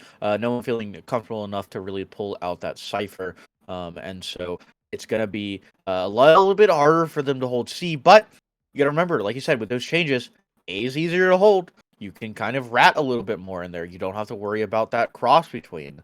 And it makes it so that it makes it a little bit easier for you to be able to hold because of that cubby now. So we'll see if they can do it the same as they're going to start out with 3 on C. That being said, I'm an avid Cypher hater. I don't like Cypher, and especially when we played Sunset earlier, I'm happy to see some Killjoy. They don't have anyone on B. There's a turret. There's a turret. There's 4 players. A turret for the win. How many kills can the turret get? Find out next. Oh, it's gonna be 0. Okay. No damage either. Okay. Well, now Kyle with a nice little shot, and there comes the flood into Waterfall. They are gonna have a bloody fight right now. The Herd gonna tag absolutely 3 players, but no one's gonna get blinded by it, and that's a flawless round win. Fate picks up the first one. That was a really good play coming from Crazy playing that anti there. We're going to pick up both of those players nearby when both of his teammates got blinded. My prediction is what worried. should have been a Poseidon round, I'm not going to lie to you. That should have been a Poseidon round. It should have. They But got you really know why? aggressive, Waterfall, and kind of trolled. Honestly, they kind of trolled. Let's be real. No, well, you know why. MVP? Why? The turret. Oh, yeah, okay. The The turret that did 0 damage. Hey, don't poo-poo my turret, okay? The turret was the best player MVP of this game. Don't end Yeah, it. it slowed him down. It slowed him down. So we're going Anyway, now we're gonna see a 4-player walk up on C, but again, 3 players there, so this is gonna be a little rough, that's for sure. Especially for Molly and Omen. And some Killjoy mollies as well. I mean, you are looking at a rough time. Poison's off. And it's only a matter of time before these players get caught off, and there's the damage! But Rinji is able to find 2 through the smoke, and one gun does go down for, in favor of Poseidon, but again, only so much that they can do. Now faking the cross. Teddy is able to pick up the shot onto Dior. Had to make some sort of move there, and ooh, the shot's almost landing on him through. Gonna be able to dodge the flash. Here comes the shots in with the classic demon, able to pick up the bulldog as well. So Spike is on site and does have sight to himself, but not safe with that 1 HP. Could even die to something as simple as the 30 dog. seconds So left. we're gonna see who makes their move first. And it looks like it's going to be Sin Sin taking the angle, trying to work his way up towards CT, aware that the player could be there, but time now running low, 15 seconds on the clock, has to get this bomb down, and you have to imagine that that's kind of the goal, is 10 just getting seconds these left. credits. Spike planted. Now trying to get this last one. Can anything be found? No. Teddy with the ghost going to be able to pick that one up, and it's going to be 2-0 for Fate. So far, I mean, I love it. maybe I gave Poseidon a little bit too much credit, but Fate is absolutely stomping. This doesn't seem to be Poseidon's map. Usually, would like to see this kind of aggression, the split pushes, but they've mostly just been dumping. They've been putting 5 people on a spot, and it's really hard to do that with Lotus. You have to play with a lot of utility, and they don't really have that. They only have that Sky and that Omen to do a whole lot with. Some people like to bring a Breach to kind of offset the other players, but it's not happening right now. Poseidon is getting absolutely bum rushed. To counteract you, though, I do bring you back to round 1, where the first 2 rounds were won by Fate, and then Poseidon was able to pick up the rest of the rounds and bring it, I believe it was the 9-3. And Poseidon now with their guns, they're looking a little bit strong, but now Teddy's still got that outlaw. By the way, hello, new gun. And numbers in favor now of Fate. My prediction is a little bit worried, but looks like the Killjoy is not. He's going to peek right into Teddy with this outlaw, and they're forcing the fight, and it's going to be a poor decision as Random gets caught. And that's something that I think Poseidon might need to work on, is realizing when to change the call and when to adapt out of there. I mean, you saw 3 players on A. There is no reason to force that fight, but now you have C relatively free. The alarm bot gets broken, but look, C is free. You have the site, and now you can take it. So at least they realized, but it might be a little bit too late. We're going to find out as 3 players are on this flank, and they are coming fast. Here comes the Raze ultimate, not finding anything towards Ben, and they are running it down. Both players are running towards CT as well, so it is... I don't think it's planted for them either, so this is going to be tough. High-low coming in, but neither of them able to get a pick, and Fate on the back of Teddy with 3 kills on the round is just... They're looking dominant. Yeah, they are. It's scary. They are. How you feeling about that Poseidon pick so far? Hey, to that I say 9-3. 9-3, Chris, real. Yeah, they just got to pick up 9 rounds in a row. That's all that's gotta happen, right? Yeah. But yeah, no, I mean, I definitely don't see the Poseidon that I've been seeing from the previous maps. Mizuki's not able to do the same kind of damage that he's been doing so far, and they've just kind of been shut down at every turn, whether that's them trying to push out a rubble, get out there. So far, Fate is just controlling all the space on this map. And now you can see that these players are creeped up on A. Now, granted, this is the traditional playstyle, but Teddy has an operator, by the way. If you didn't know, I think Dior knows now, because he's going back to the spectator lounge right now in this round. And now, see, something that I would like to see come out, well, I guess, is Random taking down Teddy with this Bulldog, and that operator is down, but now, Last player standing. oh my gosh, Crazy Spike gets down 3! A. 3 headshots, 2 of them collapse. And yeah, Random, you're gonna have a tough time here, and Random's not gonna be able to find the answer. 4-0 for Fate.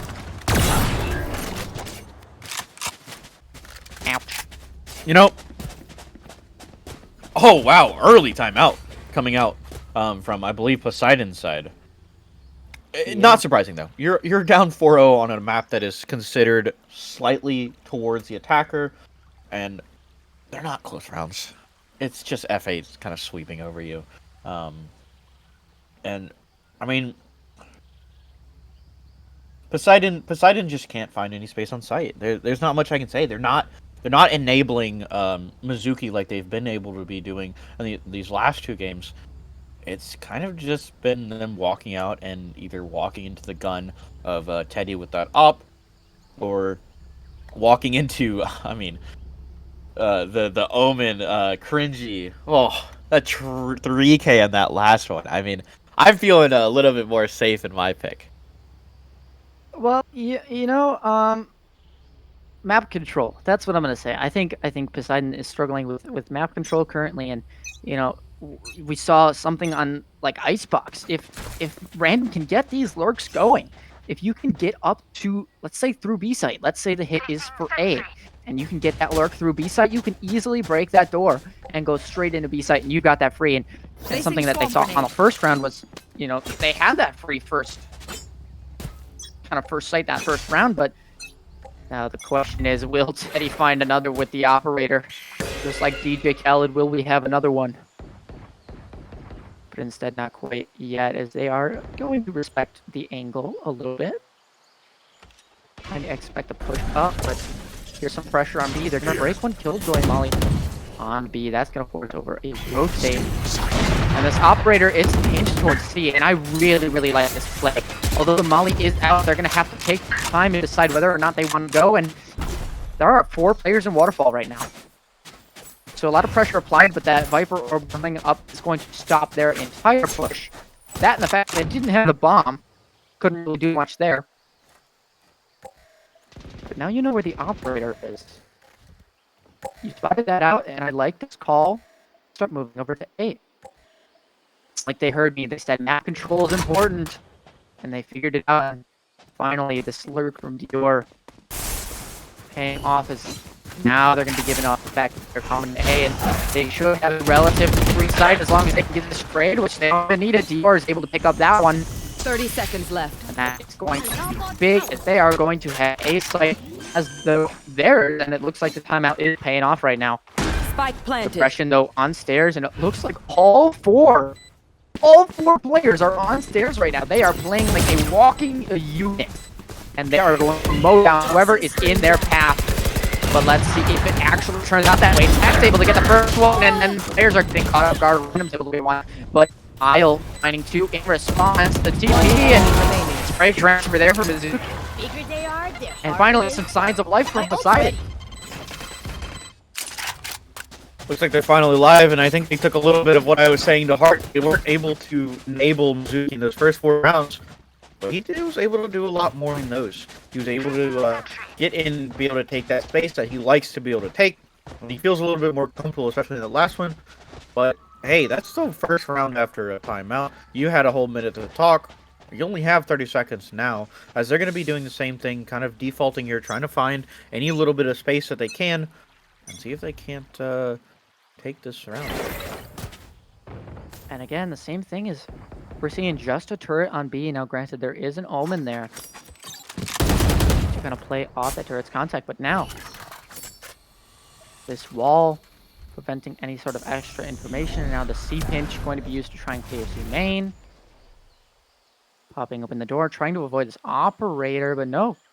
Decides to swing it instead, but careful, there's a player on C staring at you, and I believe that's not with the op's on A, by the way, but that ult's going to be used for information, trying to spot out where the players are, and honestly, nothing really gained that they didn't know. They knew that there was some presence on C, but it's about how are these ultimates going to be utilized if you are on the side of Poseidon. Everyone's playing slow, playing diligent, and trying to figure out what's going on, but here comes the hit. There's going to be multiple ultimates invested. It will just not be able to find anything. The timing, though, is there for Dior, and able to get up that pick. That's going to be a big wildcard factor there. C-Site now in favor of Poseidon. There's the other ultimates now coming down, and Mizuki able to get an extra one there. Now, the lurks up on B. It's going to be interesting. Dior's going to be able to get one. Isle with a trade, though. And it's just left down to a 4v2. Both players CT now. Trying to flood site, but the paranoia gets both of them. And able to get one from Waterfall is most likely going to be Sin, but one enemy weird remaining. timing. Yep, there's Sin on that. No stick available. Isle trying to find something here. And he is going to get taken down with the trade. So Poseidon looking a lot more confident after this timeout, and whatever coach said to them during that timeout or whatever happened in that minute, is going to be responded by Fate's timeout. They're going to take a second. They've lost all that momentum. And they lost a little bit of the advantage that they had. They weren't able to retake just as hard as they were able to do because Poseidon feels a little bit more awake after that timeout. They definitely have been answering for a lot of the aggression that F8 has been pushing. And I'd like to see a little bit more towards B. I understand that like part of F8's game plan here is, hey, we want to funnel them towards B and we want to close on them. But with the way that Poseidon was playing those last 2 rounds, with the split push coming out from the Omen and Viper from going into B, clearing off that sky, I think B could be really well played by them if they can just keep going there, because the only thing they really have to deal with is that Omen and Cubby and that turret, that obviously MVP turret. MVP turret. But it's not going to slow them down too fast, as it's going to be up to the utility of KJ to really do a whole lot of slowdown, as they're going to be continuing to put a lot of players on C. But actually, looks like they use that timeout to maybe hold double hold B. Nope, they're going to be triple holding C, actually. Or A, I mean, excuse me. Yeah, very, very little utility on C. And here's the aggression that we haven't really quite seen just yet. It's going to be able to get their Sky and Orb. And this is going to be a big round if they can somehow manage to convert it. I like this play as, you know, there was very good contact up and 2 players spotted, no available trade there. You know, I mean, that's a great play. Great awareness by Fate. I mean, they figured out that the players were just kind of walking up, trying to break the strike, get some information, but Dior gets caught out, lacking. Now, the right call made by Poseidon, though, as if you lose some space somewhere else, you got to make it in a different area, and they're going to take it all the way up to CT, and I really, really like this play. If Mizuki can get even just a little bit more, there might be a flank that they're just not aware of. You should run. And this ult is going to do a lot more than they know, but that Seeker is going to come in time. Now they're aware. Both players are, in fact, CT. A response for the Killjoy ult, but Mizuki's able to get 1, Random able to get 2 more, and what seems to be not real super great for them is going to end up being now a 1v2 situation for Mizuki. Mizuki needs to stay alive here, but not able to do so as there is a detain. Bomb not planted for this Killjoy. Unless there's any mollies left, there is no hope, and that's exactly right. Isle doing a lot there, and Isle, I think, has been popping off as potentially an MVP for this map right now. Absolutely, and that was a really good utility on that lockdown. Able to wait until the other one is down, so that they can basically just retake site, force them to be stuck on C or fight out. And I mean, they tried to fight it out. They weren't able to do too much with it, sadly. But it looks like we're going to keep seeing this A aggression that I really like coming out from F8. They kind of stopped doing it, and I think it cost them those 2 rounds because they weren't playing as aggressive. They were trying to play a little bit more default, and this feels like more of their game. Personally, when I play on Lotus, I always let the enemy team just dump Pizza on it. I say, why fight it? Why not just hit C if you know there's 3 players on A? I mean, you heard the Omen, you heard the Sky Flash, you saw the nade, so why not just hit C? You know there's maximum maybe a Killjoy and a Viper there. Which, you do have some nice flashes, you have a Paranoia to burst out into, but then again, map control is important, and they're going to just wait out their timing and try and get something here. The coordinated swing works out. Mizuki's able to get 1 on a Cringy. Now this high-low still available. And there is a very strong response. Can there be 2? No, Dior's only going to get that 1, and now 2v1 tech. Gotta find some heroics here, and swinging through that wall, spots him. And now it's a 2v1, but Isle, if any person could do it, it's certainly Isle, and aware the tag's there, and Isle will be able to convert that round. He said, I'll be able to take this into my own hands. Okay, I'll see myself out. Thank you. You get a little bit of a chuckle out of me. That's all you get. You don't get more. Yes. But no, I mean, Yes. FA did a really good job of holding Rebel there. That Ray's ult came crazy, able to take out random there. But I mean, it's just Poseidon kind of running into a wall. They're trying to use a lot of utility to push through it, and that's really not the way that their comp works. You're mostly playing gun up, playing off of the smokes to kind of cut off angles, and playing off of Sky's utility to be able to take space. It's rough right now. They're going to be trying to use this eco to pick up some guns, maybe take a few from...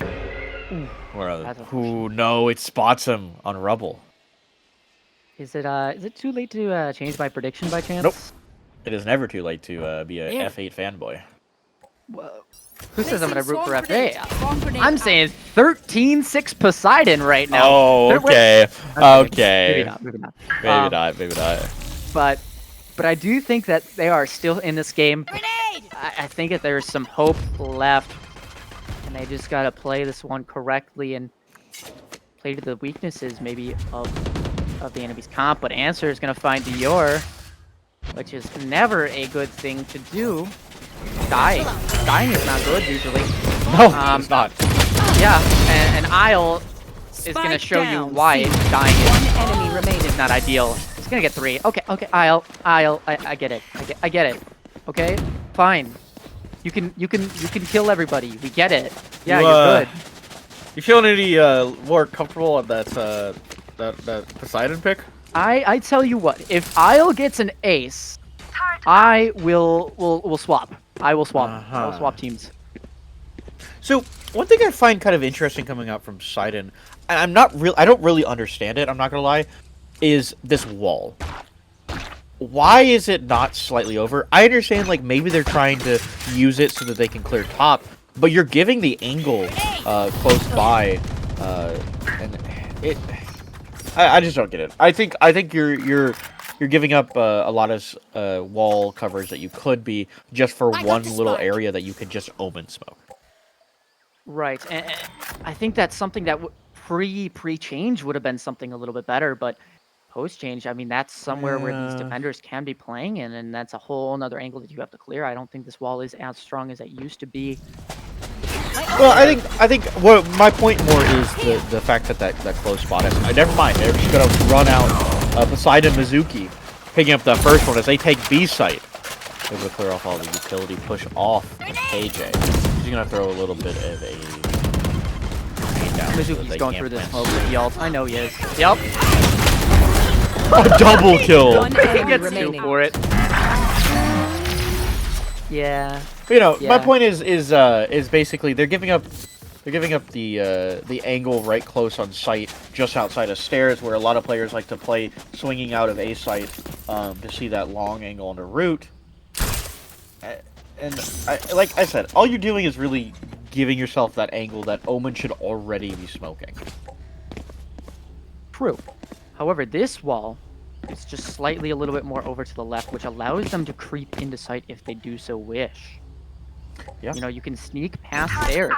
However, there is a Killjoy alarm bot there, which they may or may not be aware of. Honestly, if I'm Poseidon here, I'm just gonna keep hitting where I see Killjoy, because as much as she can do when there's someone else there, she hasn't been able to hold on her own.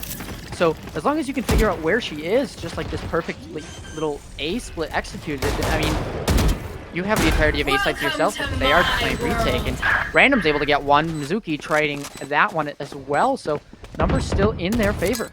And this Viper pit invested, Sins able to get a trade. You're able to also get a trade, and now it's just a 3v1. The last player spotted on stairs can Answer find what he needs to, or will it be a problem remained unsolved? Looks like it's going to be the call to save. You know why they lost this round, right? The turret? It was no. It was entirely calculated. They're getting rid of the 9-3 curse. They're preventing the 9-3 curse because I mean they won that last game because of it.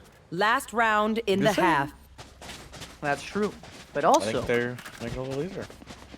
one more Also, a round, we beautiful got a round 7-5 coming out game. from Poseidon, though. Yeah, that is very true. We Yeah. can't.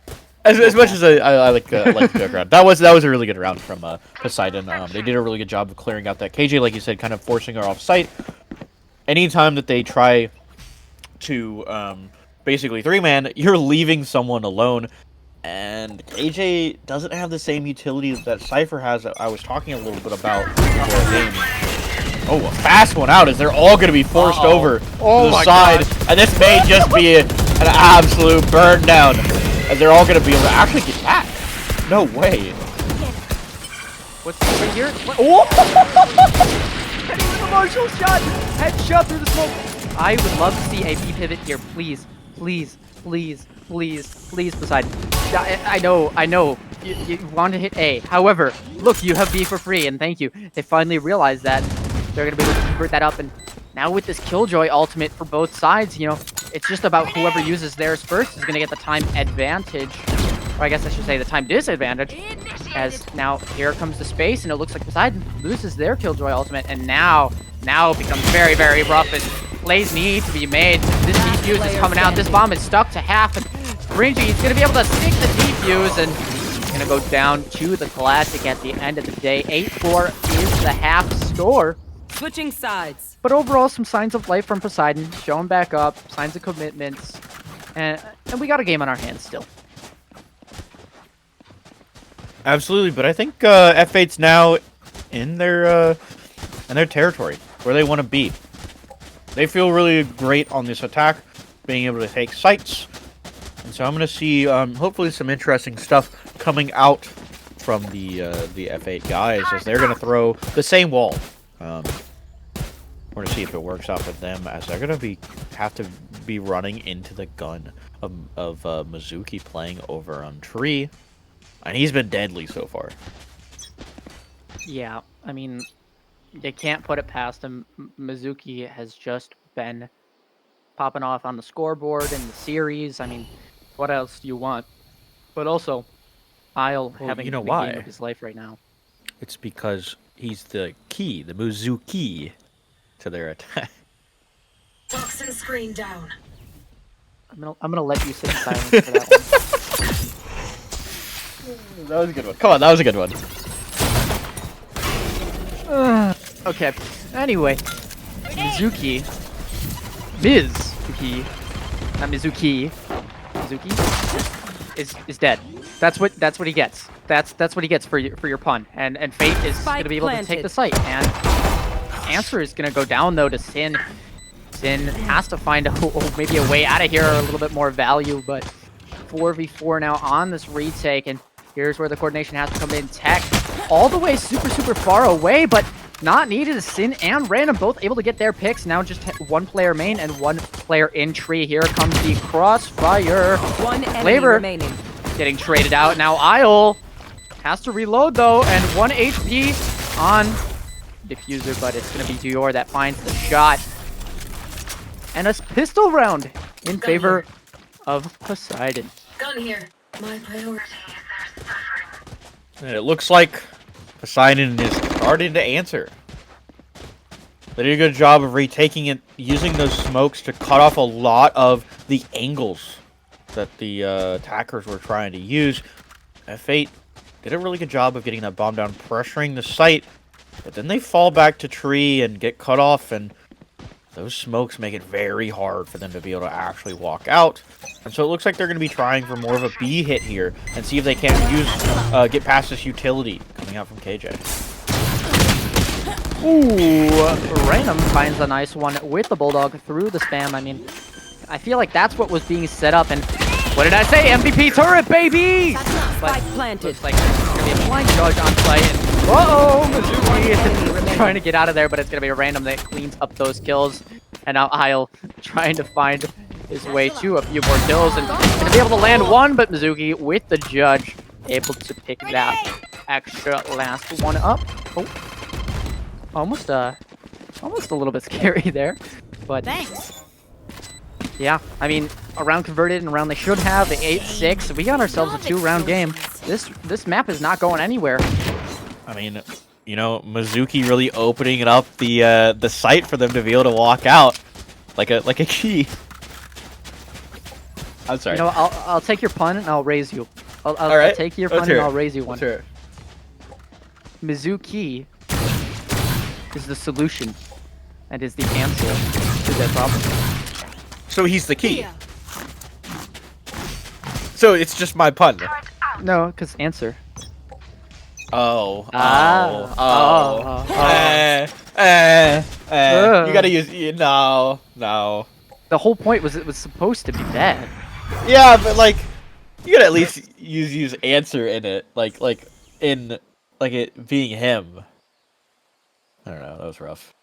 This is why we're casters and not comedians. This is why we need to be here. Poison orb emitting. If you guys don't see from us next week, you'll know why. Because of these puns right here. But getting back to the gameplay, we're gonna have some pressure applied from all sides and no real commits just yet. This bomb over on the A site. Looks like the plan is to attack it, but if I'm seeing all this KJ util as well as this door broken, I don't know how much I want to hit this side of the map, but looks like they're sticking to it anyway. The question is, do they get the right jump on it, or will they be caught off guard? I like the tree split here. I think that's a really good play. It's going to allow them to clear out all of this site and let them play with their Viper wall. 30 seconds left. But look at this. It's able to get a nice little corner spot and has to be cleared now. Here comes the contact, and Flavor's able to get one there, but he's going to get traded up by Dior. Spike Random planted. also getting an extra one for the road. And now all of these players are funneled in. Sin's able to get one. Mizuki able to get in on the action. And now you have yourself a merry little Christmas with Teddy falling down. Mizuki able to get that last one. And 8-7, 3 rounds straight, winning a bonus. That seems kind of familiar. It seems like the first half. Okay, maybe I don't feel so comfortable. See, maybe I'm not feeling so comfortable. I never doubt. My I guess I'm a doubter. Guess that's just you are a how doubter. it is. But I think FA can still pull this out. I think they just need to find some answers for some of the aggression that the players of Poseidon have been able to kind of press out. They've been able to retake every time. It's an issue that we've seen across the last 3 maps coming up from F8, that they just really struggle to hold space. So they're going to be trying to take C here, running into 3 players. If they can take this, it makes it a lot easier to be able to hold. I absolutely adore the Viper on Poseidon. Okay, anyway. 5 players on it. On this C-pit, and it's going to be a fast one. Reduce is able to get 1, but now it's flying around. Answer is going to be able to get 2 before it gets traded, but I like this pace change coming out now. 3v2 in favor, and an ult down as well, so it looks like it's going to be pretty tough if Poseidon want to confirm this round for themselves. And here's the first contact. Spots an arm, maybe. But no, I don't think he did. Cringy now. Looking for this contact. Does get the spot, but Random not able to land the shots just quite yet. Spots an extra one, but now positioning aware. And now it's just going to be spam on the bomb tap. Has to find something first, but the flick there by Flavor. And able to secure that round for the side of Fate. I think that Fate did a really good job there. I'm not in love with that Viper ult. I think the placement was a little rough. You don't have anything to really watch Waterfall or close walk up for Waterfall at the very least. And so that could have been a very easy avenue for them to take. They just weren't able to actually get up it. They tried to basically use that KJ utility to get push up into it. But for that side take was really well done. They were able to trade 2 players for 3 and clear out that C. And what could have been a really rough one as a blind is going to go out and push all of these players out of lobby. I've got your And they're going to be able trail. to take rubble space. We got another fast C hit coming in, and we saw this before on the previous map. When they want to hit a site, they cannot be stopped. There just isn't an answer to it. Answer, unfortunately, is over on the side of Fate, that's for sure. Poseidon losing 1 on the way in, but able to get An extra one on the way out. As it's going to be 4v4, the showstopper available. Mizuki able to get 2, able to get 3, and Tech's able to clean that one up. Gotta say, I think it's a bit of a sin to bet against Poseidon here, as they're playing really well I was going on to these use that one. retakes. Yeah, well, too bad. That one. Too bad. Fine. Yoink. I was going to say it'd be Just a, like a sin to Poseidon bet is kind of against yoinking this game. I was thinking about using like synergy.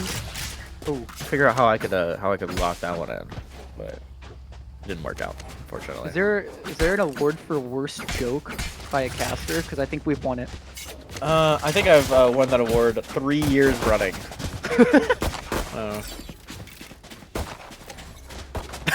Our producer's telling us getting fired is what could be happening. That's the award? Okay, wait. Maybe I stopped making puns.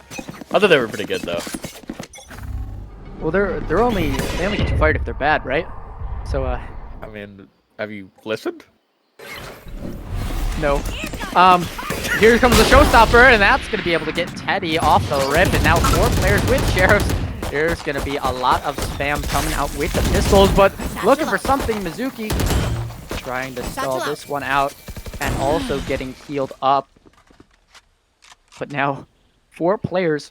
Could they be aware of Mizuki's positioning? Oh, this flash could be dangerous. But Isle looking for something. There's a dog. There's a flash, and everybody's blind. But now the crossfire there. Tech able to get 1. But there should be a lot more support, and Tech is able to get 3. We got ourselves a tie game. Yeah, I know. Up 5 rounds from the half. And it's Poseidon's world right now. They're just tearing apart this defense coming out from F8. A little disappointed after seeing the way that they were taking sites, that now they're running into the same issues that I've kind of been complaining about for most of these maps, is they don't really understand how to hold space. They're not playing well off each other. They're able to get into the sites and take them really well, and then Poseidon just retakes them. Ooh, I like this one way, and this is going to be a lot of pressure, and the call for both teams is right, I guess, if you want to call it that. But Faye able to pick up 1, the flash there, and the spam's there. Cringy, though, able to pick up the numbers advantage, but they're going to be hesitant for just a second. This Viper Orb going to be stalling them on, and Poison's off. Dior is not able to get any value just quite yet. Here is the KJ ultimate available. Oh, but Dior's going to pick 1 out. And here comes the Viper ult, or it's not the Viper ult, the Killjoy ults for both teams, so a move may have to be made. Ooh, but I see the play. There is going to be a cancel. But the cancel made, so they know he could be on site. This is going to be tough. They're not aware. And Dior maybe making a little bit of a detained mistake there, as positioning is noted. Bomb not in his favor. Oh, hello. That would be a jump and a bonk. Oh, the old jump and bonk, I guess. Nobody's ever said that. No. I don't even. I feel bad because I don't even think I can really give props to F8. They're just playing off the ults. Yeah. Like I really want to. I think they do a really good job of taking sites. They just don't know how to hold it. They can't hold these angles, and it's rough right now. They're not doing a great job of it. As she's gonna recall their flank watch. I mean, you know what that means? It's gonna be a very fast call to go on C. Yeah. But that Or is gonna go get. back to A. Yeah, that's gonna get despaired right off the bat. But hopefully, Poseidon's aware of that, and seems like it, as that insta rotate is coming out. The Killjoy utility is there, and now you can see everybody start to rotate, but a little bit of a team blind there on Teddy, but sight should be there for the taking. The showstopper also invested, so a little bit of a fireworks display, I guess, coming out from Teddy as that one gets shot into the sky. But now, here comes the flood. The Seeker's coming out, and Dior's going to be the one to strike first. Dior picks up that flank watch, and that's going to be a lot of space. But now here come the trades. Player standing. The guns are ablazing, and it's going to be in favor of Fate. And peeking in. Okay, you know what? My prediction's officially wrong. You know, Yeah, it's already wrong. I meant to All I'm say saying is, 13-11. 13-11. oh yeah, you stealing my thunder? No, 13-11 side. You're stealing my thunder with the 13-11. That's all I'm saying. As long as I get the right team right? That's how that works. I mean, is it the right team? They gotta win 4 in a row. It's just, hey. Two Never and back two. down, never what? Two. Never give up. Exactly. And Poseidon, they are not giving up here. That is for sure. No. They're going to be playing this round, and I mean, Fate, they're just going to run it down, I have a feeling, and we're just going to see what happens here. Here comes the stack, here comes the spam, but I guess their hope is that they're going to cut noise and... Ooh, no, they're going to decide to go to B, but... The problem with that is there's already a few players there. Ooh, Sin able to get one through the smoke. No one's going to be dangerous. And now, that site hit is stalled to a hush. And it seems like when the plan for Fate kind of falls apart, and so does their synergy, I guess you could say. No. It'll be interesting though. They heard that reload on Waterfall. Are they aware that you're there? Now they are. That's for sure. Although 3 players able to get out in front of the snake bite. And now, peek, you are able to get one 30 back seconds off left. there. 5v3, planted. so definitely Poseidon not out of this round, but here's the Viper ult invested. It's going to cover mainly site, but not quite everything just yet. Here comes the Paranoia. The Paranoia invested, but Fringy gets swung off of it. And now, it's a flood of the Viper ult. Let's see if anything is found. It's going to be a 2-for-2 trade. Mizuki able to get some with some creative designs of spraying, I guess you could say. So here it is.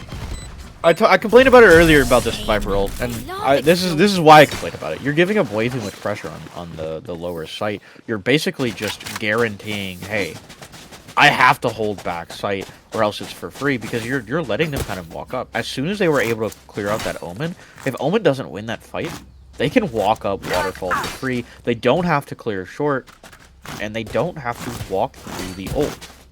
Anytime you walk through the ult, it's free damage. Yeah, And I agree. You gotta place it a little bit better. They're just playing way too much on site, as they're gonna be. Poseidon's gonna be really aggressive on this B push here. By going out, it's not gonna catch Mizuki though. Mizuki able to get 2 there off of that. I don't think they spotted him off the initial pressure, but look at this Viper ult. I mean, this is really insane pressure. And able to get 1 at least is Dior. That's going to be big as the swing off of the Paranoia, and that's also going to be another pick. So that is bomb down. Toxins going up. Right around this Viper ultimate too, so you're going to see kind of a pick up. Oh, there's a footstep too. And a little bit of a pinch, trying to hear the runaway. Deciding to back off all the way, but maybe going for a re-hit. Dior, does he have the timing? He does, and he does convert the shot as well. Dior with a big round to bring this one back to a tie game, 11-11. Remember, nobody's a hero. I'm excited. I'm excited to see how this map ends. All I'm saying is, I said 13-11. It could still happen. It's still possible. Yeah, but you're gonna I can pick still the do wrong it. team, so. Doesn't matter. What? Doesn't matter. I'm picking the right team. I picked the right team. What? Fate is going to take this timeout, and they're going to talk about it. They're going to be, hey, look, they've been getting really aggressive. They're most likely going to 3-hit A. They're going to send Omen, Viper, and Omen, Sky, and Raze, and they're going to take A. Let's take C really fast here. Let's hold it down, and we're going to basically set it up. Hopefully they can plant good. They've been playing safe for most of this game, trying to play on site, and with the way that they've been holding, I really don't like that. I'm not a big fan of that. I think they should be playing for off site with the way that they've been losing it. It's a lot easier to play around that hill, but obviously they're afraid of those smokes, afraid of spamming through it. And so we'll see what they end up doing. But let's see. Let's count it. There's 1. There's 2. And Omen's nearby with that flash. That's technically 3 holding A. I'm just saying. If I'm Fate here, I either hit B or C. I don't touch A. Well, you might be in luck, because it looks like a B hit. But, you know, we have seen this kind of fast pressure come out every single time, and yeah, it's just gonna be a B hit for free. But pressure coming out, and that stall is gonna be really, really big. As this allows for Fringy to get on site, but here come the Seekers. Sin's able to get 1. And now kind of have numbers advantage and a showstopper in favor of Mizuki. I'd like to see him invest it here. Not gonna happen though. Instead opting for the heaven push, and that's really interesting actually, is that allows for numbers to fall in favor. Uh-oh. Last player standing. Okay. Okay.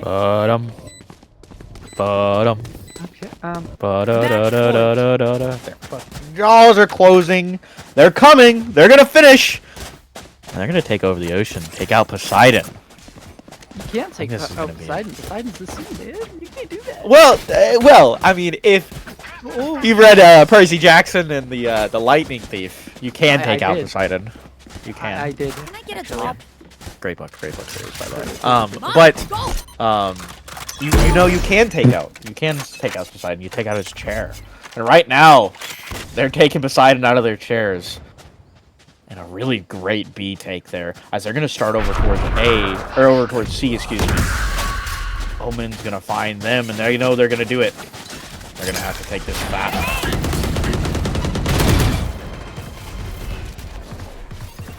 There's the TP. Yeah, here comes the sight hit. And that's a lot of molly damage. The bullets need to be hit for random to actually get any value, but there's the shots! And Dior is able to get that too, so at least not all is lost, but I guess saving the showstopper is going to be for this final round. Hopefully, Mizuki able to use it.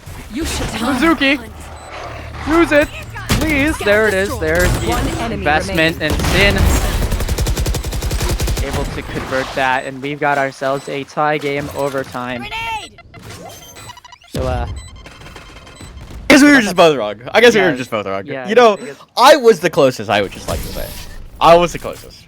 okay, So- but yeah, never mind. But. That's Switch but I was was the throw a little bit more bold, you know? Just trying to Oh. have faith. No trying faith. Trying to believe. No faith. Trying We're- to I'm not a believer. trying to be a little bit random. Well, unfortunately, that wasn't the answer.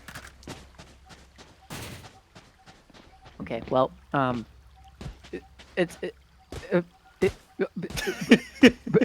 well, Poseidon, they go and win. You They go know, and win. say what you will about fate, but they really give you a taste of your own medicine. A flavor, you might say. Okay. I'll show you the door. Anyway, we got ourselves, you know, a little bit of B pressure here. You know, normal turret breaking pressure, but a little bit of trades going on over at C. So that's gonna be the Sky down. Not the worst pick that, you know, you could lose, but for a Viper, maybe that might be all of your A pressure gone. But that's a little bit strange that there's still 3 players on A, as if they're expecting this Viper wall to go up.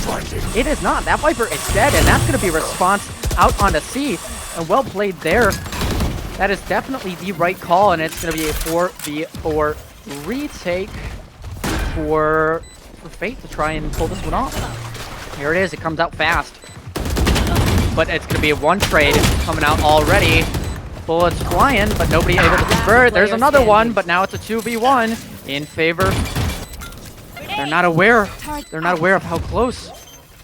Oh, spots the one. Enemy remaining. Spots the second. Gets the defuse off. 1 bullet though. Spots the arm. Has a turret available if he wants to use it. Random now looking for something. Oh, the jump up could be the huge. And Random gets the clutch. Not too random how he did it. Switching He did a sides. really good job of taking those Match individual point. fights, set himself up around that box so that he could take those. But you know, look, I know you want Poseidon to win here, I but don't it is want- never I just too late believe. for fate to win. You know, it's ironic that actually it's fate that Poseidon wins. Is it? Is it though? I don't know. We're Is we're it? about I to don't- find I out, don't aren't think we? it is. I don't think it is. I think Cream Tea is gonna get across here. He's gonna grab 2. He's gonna blind him out, looking for the first one. He hasn't found it just yet. As Cringy's gonna take one on Mizuki. He's gonna be able to push out the other players. They're gonna have to be very careful. This player sitting and split. Gonna be throwing out some smokes to slow them down as they get out of sight, and they're gonna clear out the player inside of Tree, only losing one body. Bomb going down, and it's 3-4 right now for Fate. This is looking like a little bit better matchup for them, as they're gonna all retreat back to Tree. They're all in tree. They are all in tree. I love the Eagles. There we go. A little bit of added pressure now for that, but the question is, how many players are they aware that are in there? At least one. Oh, it is planted for tree, so it does make sense for them to do that. But no flashes online, and there's player gonna be. standing. Oh boy! One A enemy 1v1 remaining. now. It's down to Dior. Dior's not gonna be able to get the shots. Cringy able to pick up 4. Switching sides. Overtime. All I'm saying This is, game anymore. it's never too late for them to pull out something for Fate. I was gonna say I was like, there was a potential I to got ride it. that. I got it. I did. then- I did. I had to pull it out. I had to pull it out. I'm Poseidon with your jokes. So, okay. Okay. Let's take a timeout real quick. Just like Fate's. I believe this is Fate pulling out the timeout. Yeah, this is Fate's timeout here. Oh no, I lied. It's Poseidon's. I forgot that it tells you on attacker or defender. I do like that. It does that. They're all swapping up now. It's overtime times 2. Ah, it is what it is. But it looks like we're gonna be looking at an A hit here, and it looks like they're gonna be putting 3 players onto A to kind of slow down this aggression. Kind of just maybe guessing a little bit about what Poseidon's gonna do here. We're gonna see if they can't flood out and take out these players on A. See what I did there? Poseidon flood. Yep.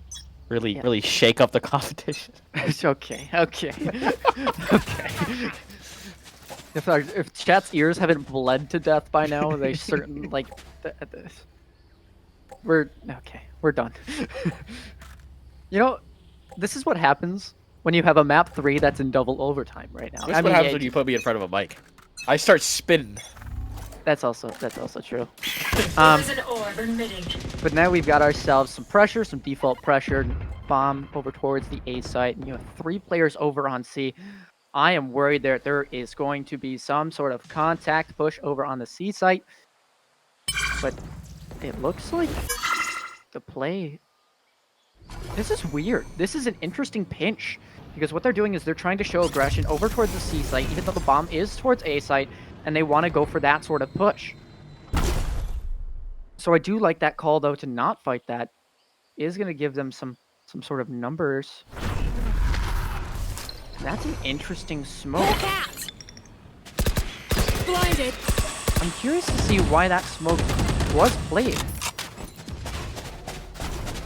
That's interesting there, but it is going to allow for pressure to move over towards this A site. They are going to pick up the bomb, and they are going to go over on A. Turret out. Toxins going up. Here comes the wall up, and looks like we're going to be seeing this shift walk onto site. Teddy just going to back off of 30 this one, seconds left. giving it, because let's say they hit site. There's only so much damage you can do. But now he does hear them. There. Should hear them. And there it is. Dior is going to be the one to strike Spike first. planted. The Seeker's available. That's really, really big. This plant comes down, and that is able to tell positioning. 2 on heaven, 1 on stairs.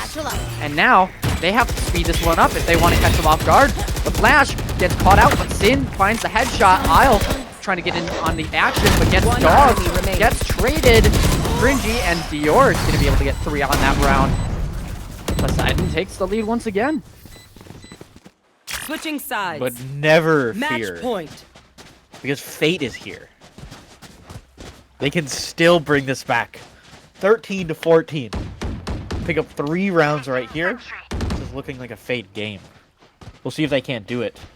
As they're going to start over on this attacking half. Round number 28. That's how it ended last time. Except they win in the favor of fate. We have to decide to get really aggressive here on A. Take a lot of this space. Prevent these players from being able to get out towards Rubble. As the flashes are going to go out. No trades just yet, as he's going to be able to get across. And they're going to be able to push them back just a little bit more. Which is going to happen more, a bad punt from ourselves or rounds in this game. I mean, it's tough to tell, but Tech's going to be able to get the first one. Mizuki gets the second one, but does get traded out at least one, so not all lost for Fate, but does become a little bit scary for them. Now only working with just the space that they have in A main. And the setup's still looking strong on both C and B. They're going to need to find one pick sooner rather than later. Not spotted found on Cringy just yet, but there's going to be a something at least spotted by Sin. Going for a little bit of a jump spot. Trying to figure out where these players are, and oh boy, here it is. Spots 2 now with the jump spot. Calls that they are going into B, and now Viper's going to be mollying that one off. Turret also going to be taking contact there, so 30 it's just seconds about left. keeping them funneled in these areas. Time running low, but actually, they give up A because of that split. That's going to be really big, as that allows for Cringy to pick up Mizuki. But Sin now finding a trade as well. And now this Killjoy taking a snooze over on the B site. Has to come all the way back over. And now it's a 2v1, it looks like, on this A site. Dior looking for the shots. They just barely missed, but now 1 bullet remaining on the Cringy's life. The tap comes down. Looking for this. They both double swing, and there it is! Poseidon wins the round.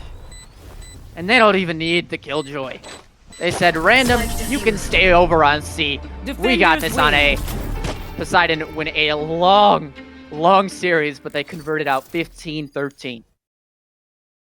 3 whole hours of fighting for them to finally pull this out. And a really close game for both of those players. I think after that first match, they both really picked it up. We'll get to see some really incredible plays from FA. They did a really good job for most of this series, being able to retake those sites. Struggling a little bit on the holds. Poseidon kind of with a different issue. They struggled a little bit with taking sites. Once they got it, they held onto it with their life. It was a really good play coming out from both teams here, as Poseidon's going to take the series 2-1. Yeah, I'm not exactly sure what that's going to put them on the season for the record, but I mean, you saw like this leaderboard was pretty similar in terms of Yeah. KDs for each player, or not each player, but each team. You know, you kind of have that one player that popped off like crazy. You had one that went decently positive, one about even, one was sub even, and yeah, I mean that's just team play for you. I mean, both teams played like teams, thankfully. You know, they played coordinated, they played together, and that's all you can really hope for. Sometimes the brains just, sometimes the wrong call is made, and you don't end up winning the round. I gotta say though, I definitely think Mizuki definitely earned this MVP screen. Across all 3 maps, pulled almost 20 first bloods. Wow. That's almost 7 a map. He did an That- incredible job of making space for his team, getting out there, and can't say much about the rest of them because they were all up there as well. Tech struggled a little bit, but he was definitely making very good usage with his utility. Dior was struggling a little bit in that first map, but he was able to pick it up for the next 2, and the other 2 random picking up that 34 kills in that second map to really hold it together for his team. And they all had a really good performance. Astro as well. I mean, we got to see Teddy playing really well with that op. He was always that frontliner. He was always making that space for them, and he was really making sure that he could hold it on his own. Cringy pulling out some of those incredible clutches. I think he had at least 2 or 3 4Ks across that map, across all 3 maps. And really, they both fought incredibly hard. Yeah, I mean, at the end of the day, though, I'll definitely Oh, yeah. should deserve that MVP, at least for this map. The amount of pushes that were stopped, clutches, multi kills, whatever you want to call it. I mean, the stats don't lie. The KD, No. the ACS, it's just every kill was like an impact kill, and it really helped them stay in that map as long as they did. But they just ended up falling short right towards the end. Yeah. Well, it happens, but now that we are at the end of this, that's going to be Poseidon taking this. And I hope you enjoyed watching our games here as we went up to the game 3 of a best of 3. Poseidon winning 15-3 in that last map and taking the series. Hope you all had a great time watching us. And that is the end for us here for this week at the very least. Catch us next week for week number 4 of an exciting series. Whispering